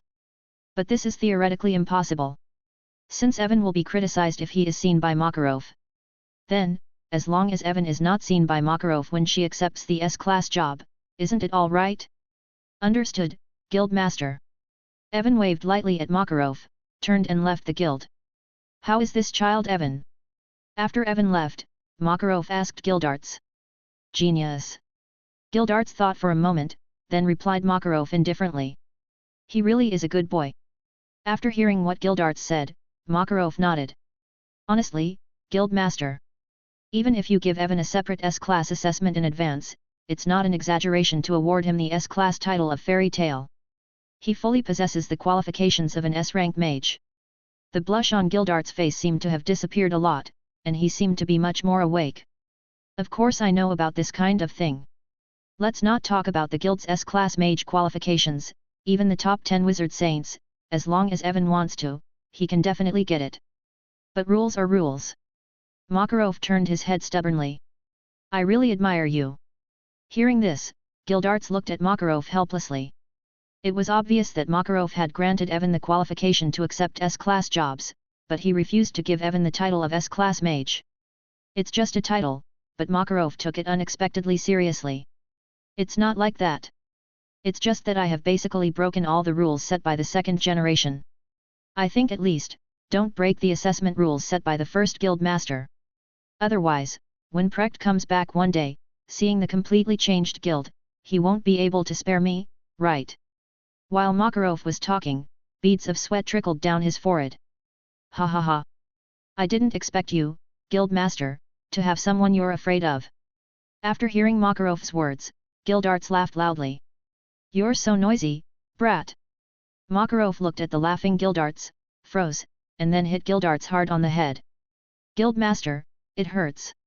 Gildarts touched his swollen head and looked at Makarov with displeasure. Ha ha ha. This time it was Makarov who laughed. The other side. When Evan came outside the guild and looked at the unfamiliar street in front of her, Evan remembered that he didn't seem to know the way home at all. Now I'm in trouble. Evan looked at the unfamiliar street and fell into deep thought. Brother Evan. Just as Evan was deep in thought, a clear voice attracted Evan's attention. He saw a girl with crimson hair standing beside the street lamp. At this moment, the girl was thrusting her waist, saying hello to Evan. Urza. Evan floated in front of the girl and called out her name. Really, since joining this guild, Brother Evan has learned not to go home. Brother Evan, are you going to become a bad man who is dissolute and doesn't go home? Urza put her hands on her waist, looked at Evan aggressively, and preached. Ah! Where did you hear that?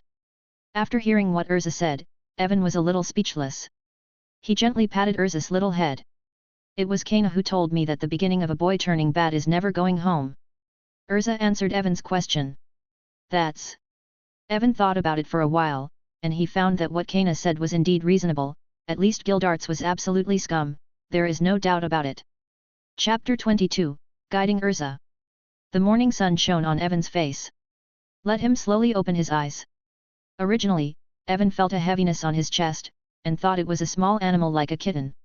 It crawled in along the window, and then squeezed into his warm bed. After Evan opened her eyes, he looked at the crimson hair next to him, only to find out that it was Urza. He saw Urza gently pressing her head on Evan's chest, opening her small mouth, and there seemed to be a trace of crystal around her mouth. Evan looked at Urza, who was sleeping soundly in front of her, feeling a little helpless. Probably Urza went back to the wrong room in a daze after going to the bathroom in the middle of the night. Thinking of this, Evan gently pulled her body out of Urza's arms, who looked like a kitten, then took off her pajamas, changed her clothes, and prepared to leave. When Evan went downstairs, he saw Ilya, Eden, and Ian who were cleaning the house. "Good morning, Master Evan." The three of them greeted Evan respectfully after seeing Evan walking down the stairs. "Good morning." Evan smiled slightly at the three of them, responded, and then walked into the living room. In the living room, Irene was crossing her beautiful legs, drinking black tea while flipping through the newspaper in her hand. In Irene's hand, there were also several fashion magazines, as well as gossip newspapers from the magic world. "Evan, how did you sleep last night?" After seeing Evan, Irene put down the newspaper and black tea in her hand, and smiled slightly at Evan. "I slept well. I actually don't feel the bed very much," Evan answered Irene. "Really? Urza hasn't slept well these days. That girl still seems a little uncomfortable. She's been pestering me for the past few nights, asking me to tell her stories." As Irene spoke, her expression revealed a bit of helplessness. "Urza is still young. After a while, it will be fine when she grows up." Evan scratched her hair. In fact, thinking about it, Urza is not too young. She is already 10 years old. In the original book, Urza who was 10 years old has grown a lot. Is it because of his existence that Urza slowed down? What about her growth? Evan began to doubt himself. He was thinking about whether to reduce his help to Urza, and find a way to make Urza grow up completely on her own. "Big brother Evan! Where did you go?" Just when Evan was thinking about whether she spoiled Urza a little too much, she opened her eyes and found that Evan beside her had disappeared. Urza came downstairs.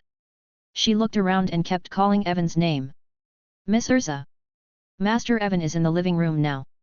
Ilya, who was cleaning the room with a broom, hurried over after hearing what Evan said, and pointed the way for Urza.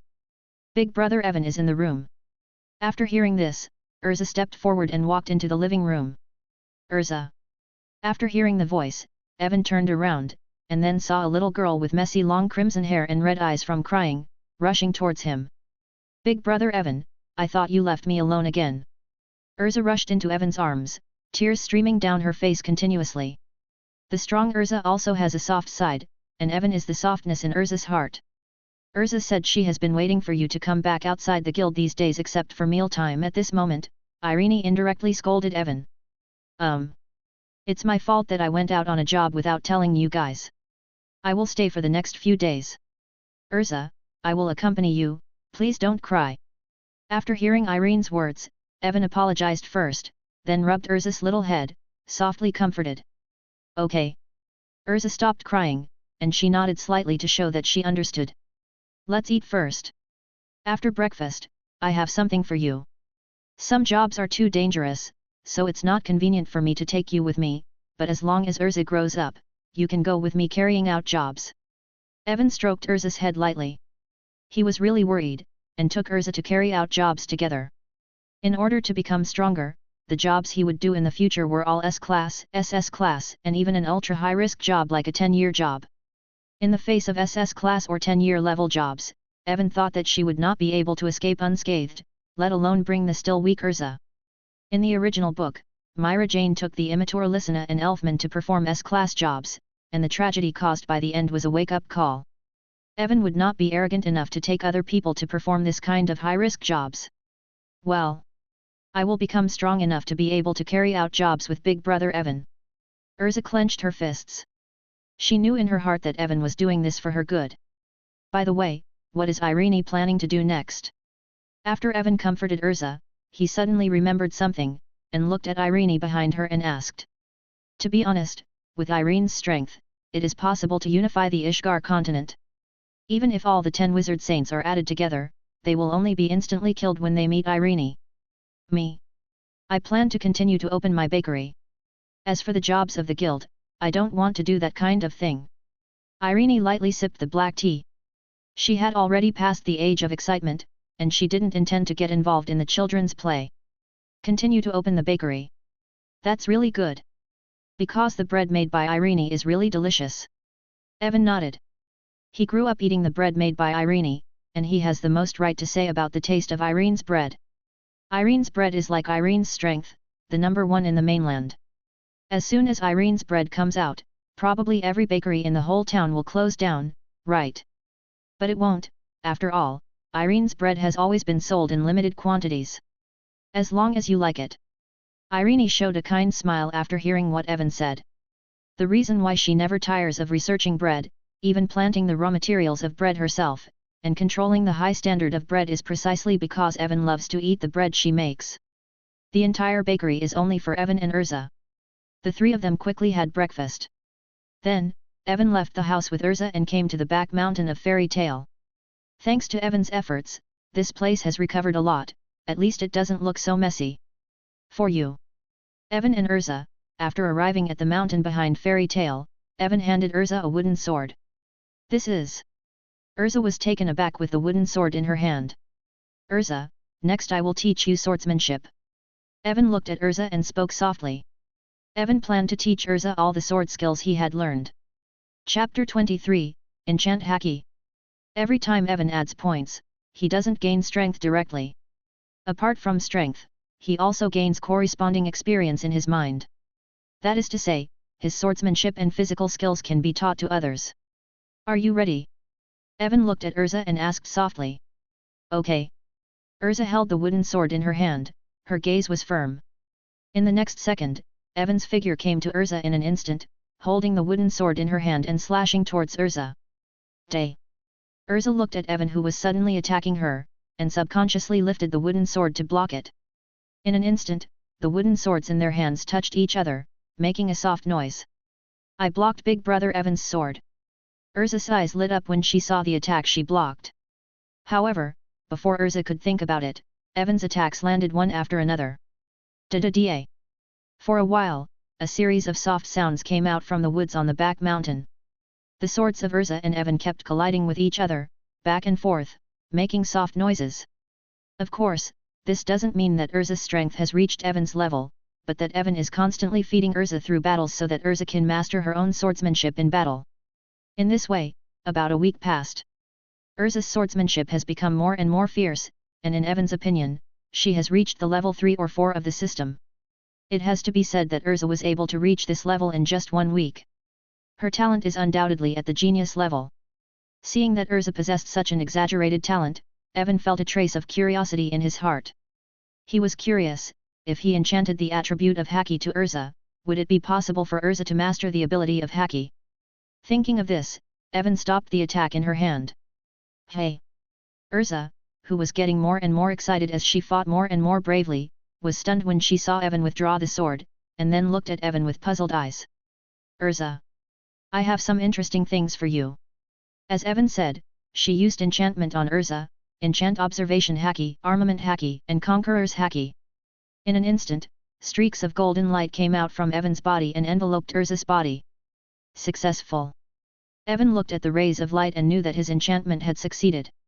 Moreover, Evan discovered that he could enchant the strength of Haki to Urza at will, and even enchant all the Haki in his body to Urza's body, but once he did so, his Haki level would be cleared, but he can still upgrade it back with funds.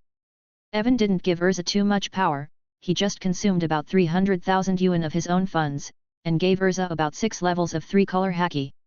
What Evan expected was that Urza can master these 3 kinds of Haki by herself, and successfully raise the level of Haki. What is this feeling? Urza felt the power in her body. Because Urza doesn't have an attribute template, she has no way of knowing her strength level. She can only roughly estimate her own strength. Urza vaguely feels that the current self can easily defeat her previous self before. In just an instant, her strength jumped to a whole new level. My energy and perception have all been greatly improved. Urza closed her eyes tightly. She seemed to be able to hear the sound of a mosquito flapping its wings 100 meters away, and she could also sense an eagle flying over 1,000 meters above the sky. She can also sense that two monsters are competing for territory 3 kilometers away. Everything, became extremely clear under her perception. With the blessing of Haki, Urza even felt as if she had re-recognized the world. And right now Evan is also studying her abilities. After he successfully enchanted power to Urza, he had an idea in his heart. Simply put, he could use his own ability to create an entire army with super strength. Moreover, to upgrade to level 6, which is about the ability of an S-class mage, he only needs to consume more than 100,000 of funds, which is just a drop in the bucket for him. As long as he accumulates hundreds of millions of funds, Evan can definitely create an army of S-rank mages with thousands of people. Well, in the original book, Irene enchanted to all the soldiers in the western continent, turning everyone into berserkers, and everyone has impressive strength. However, although these soldiers are very strong, they are still useless against the truly strong. Thinking of this, Evan gave up a lot of ideas about creating powerful soldiers.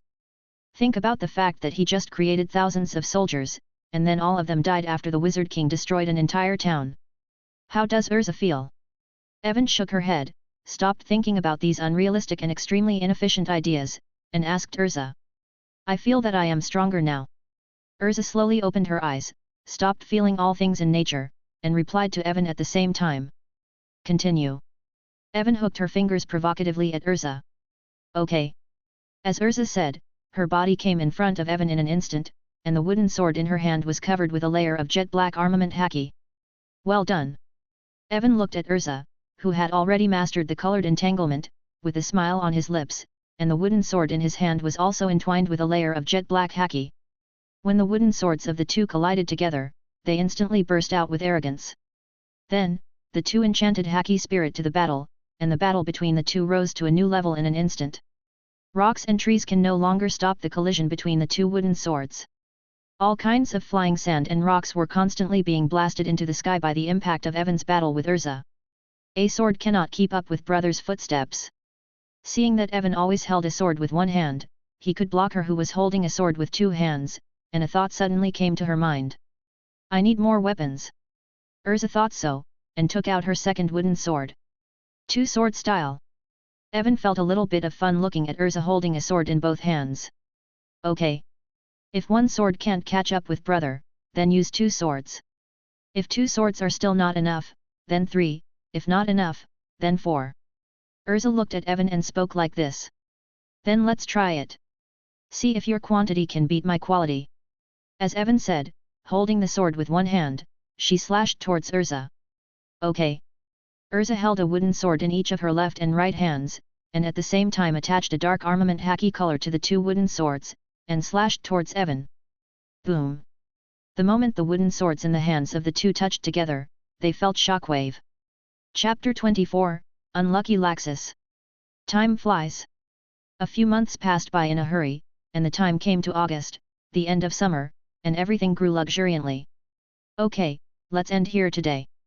Evan stopped teaching Urza. To be honest, at this point, Evan has nothing to teach Urza. With Urza's super talent, in just a few months, she raised her swordsmanship level to around level 5 to level 6 judged by Evan's system. This made Evan feel very emotional. Without the help of the system, he probably would not be able to improve his swordsmanship to the 5th or 6th level in his lifetime. As expected of Urza, who inherited Irene's terrifying talent, is really a monster. But when he thought about how in the original book, after awakening her magic power, Urza relied on her own talent to successfully become an S-class mage in Fairy Tail in only 3 or 4 years, and Evan understood. Hey! While panting heavily, Urza gently wiped off the sweat on her head. Her current Haki manipulation is becoming more and more skillful, and her sword skills are becoming more and more fierce. Even the profound meaning of flying and slashing has been completely mastered, but even in this way, she still couldn't defeat Evan, and she couldn't even catch up with Evan's figure, which made Urza a little distressed. In Urza's eyes, if she couldn't catch up with Evan, she couldn't carry out the job with Evangelist. In short, Urza, until now, I have nothing to teach you. The next practice is up to you. Whether it is the improvement of magic power, or the practice of Haki and swordsmanship, what will you do in the future and how high can you reach depends on how high your heart is. Evan looked at Urza and spoke softly. For nearly 3 months, he successfully helped Urza improve her sword skills, but there was still no progress in Haki. This made Evan somewhat suspect that there was something wrong with his teaching level. Or Haki, a special ability that does not belong to this world, although it can be enchanted to other people through his enchantment, but it's only an enchantment after all. The enchantment level will be fixed at that level, and will not continue to increase.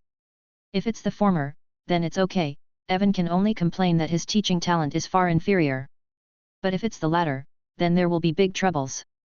Evan doesn't know whether it is right or wrong to attach a power that cannot be improved to Urza's body. But Evan still has a backup. Even if the power of Haki and magic cannot be improved through practice in this world, Evan can wait until the funds become plentiful and forcefully empower Urza. But this is the last resort. Evan still hopes that Urza can improve her Haki spirit through practice. In fact, even if the ability of Haki can be improved by enchanting it and the practice of the person being added, Evan does not intend to enchant this ability to too many people, because the mainstream power in this world is still magic. In Evan's opinion, it is not worth the loss if she gives up magic and practice Haki. And the reason why Evan enchanted Haki to Urza is because Urza's magic requip, the knight, does not require practice. Whether the magic of requip is strong or not depends mainly on what kind of armor Urza is wearing. The stronger the armor, the stronger Urza is. Urza's main means of attack are swordsmanship and physical skills, so Urza can practice completely, Haki, swordsmanship, and magic without delay. Anyway, Urza's magic is mainly about collecting equipment and improving her strength. Therefore, Urza can achieve the perfect compatibility of magic, Haki, swordsmanship, and even fruit abilities. This kind of compatibility is impossible for others.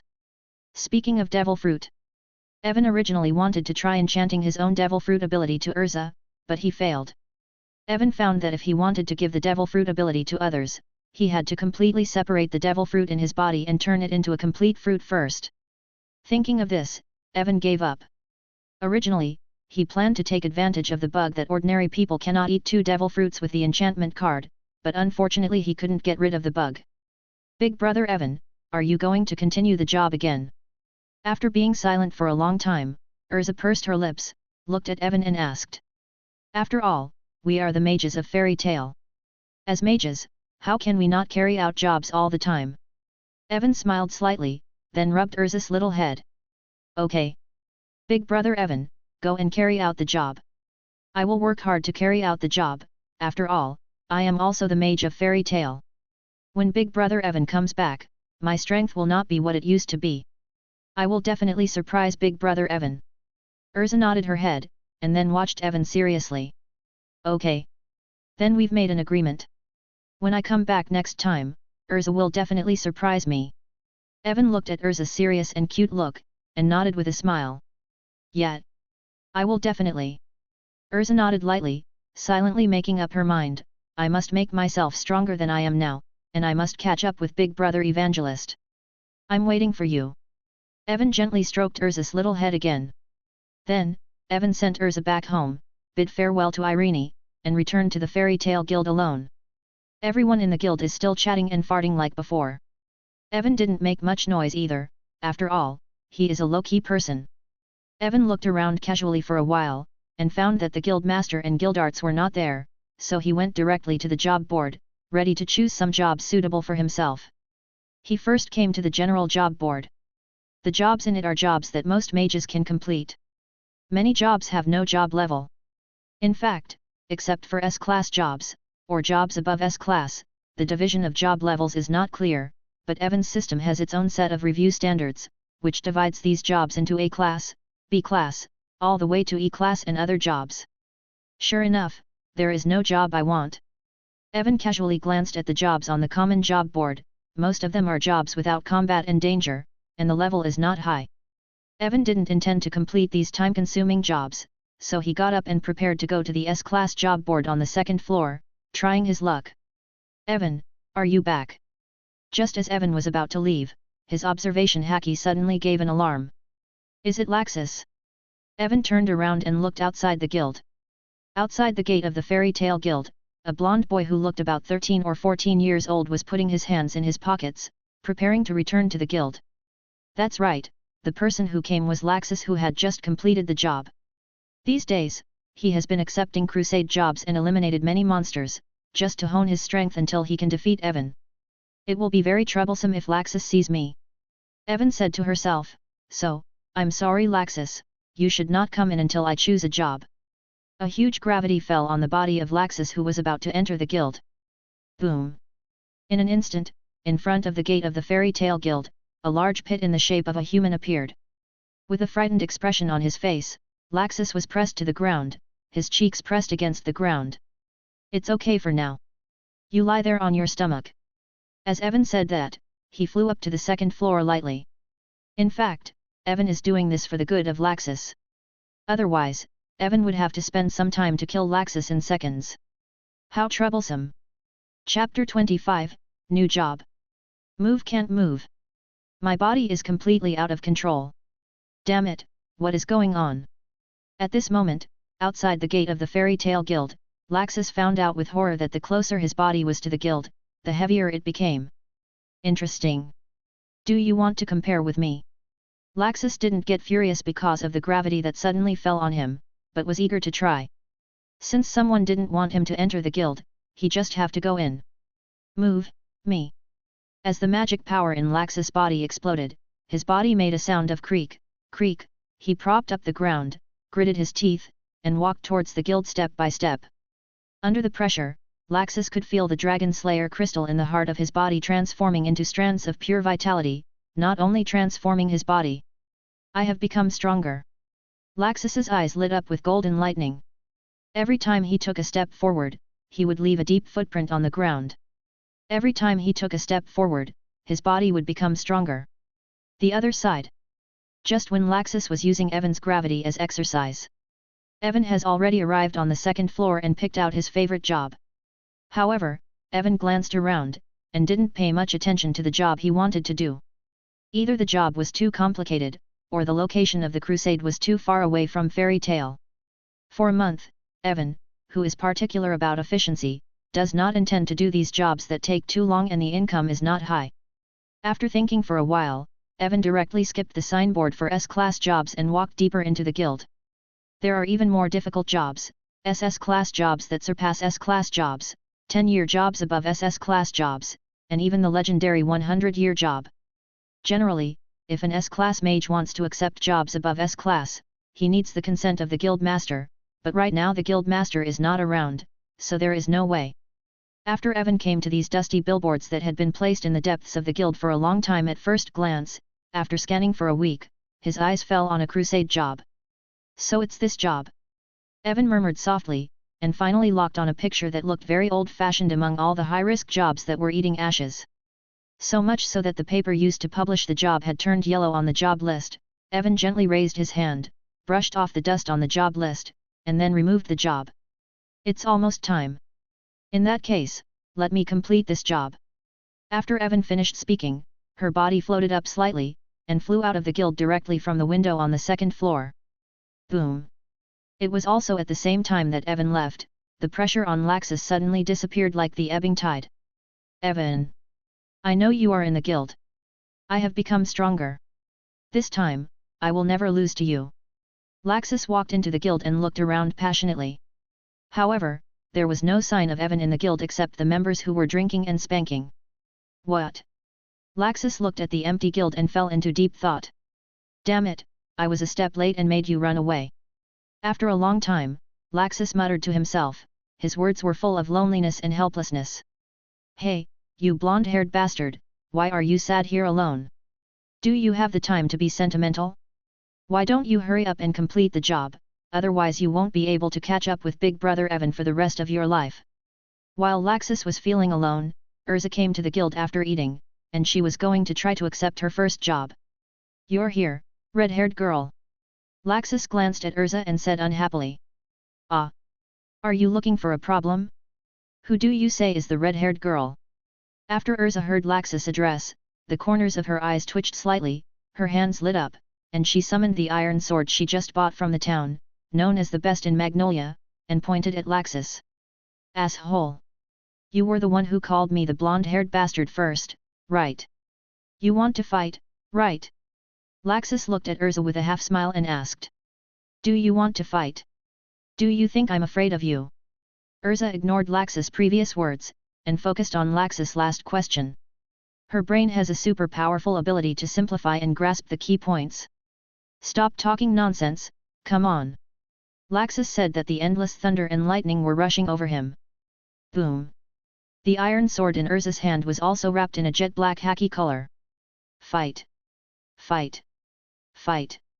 Members in the guild, they persuade people not to fight every day. Other guilds persuade others not to fight. Fairy tale is different. Fairy tale's persuasion is to persuade others not to talk nonsense. Whoever wins the battle is justified. Lightning Dragon's breakdown fist. Flying slash. Boom. In an instant, under the yelling of the guild members, Laxus and Urza collided, and suddenly thunder and swords resounded. Today is another day when the guild's tables are scrapped. Back at the guild, Makarov looked at the scrapped tables and the damaged ceiling. While weeping, he gave a glare at Laxus and Urza. Guildmaster, calm down. Macau used to be an afterthought every day, and came to persuade the guildmaster to calm down. In fact, he was the most popular one when they made a fuss. Damn it, I won't talk about that bastard Guildarts since he went to do the job. Evan I don't know where, and he didn't take care of these two idiots, Urza and Laxus. Makarov said angrily. In the guild right now, apart from Guildarts, only Evan has the strength to stop Urza and Laxus. Although Urza is only 10 years old, Urza, whose attributes have all reached level 6, is a standard S class. As for Laxus, the 13-year-old Laxus also has a strength close to S class. When the two of them fought, when Makarov, Guildarts and Evan were all away, there was no one in the entire guild. It can be plugged in. Well, big brother Evan also went to perform the job. Urza, who was sitting at the bar and accepting Makarov's punishment, asking that she was only allowed to sit for 3 hours and not allowed to do other things, raised her immature little hand and spoke to Makarov. What? Evan is on a job? Urza, Laxus, why didn't you tell me earlier? Makarov was startled after hearing Urza's words. You didn't even ask. Smelly old man. Laxus sat at the end of the bar and spoke unhappily to Makarov. Bump. And in the next second, there was another red and swollen bump on Laxus' head. When you can beat me, then call me a stinky old man. You brat. Makarov looked at Laxus unhappily and spoke. Macau, look at the two of them, give me enough time. I'm going to see which job Evan has taken. After Makarov finished speaking, his body floated up slightly, and he floated towards the second floor of the guild.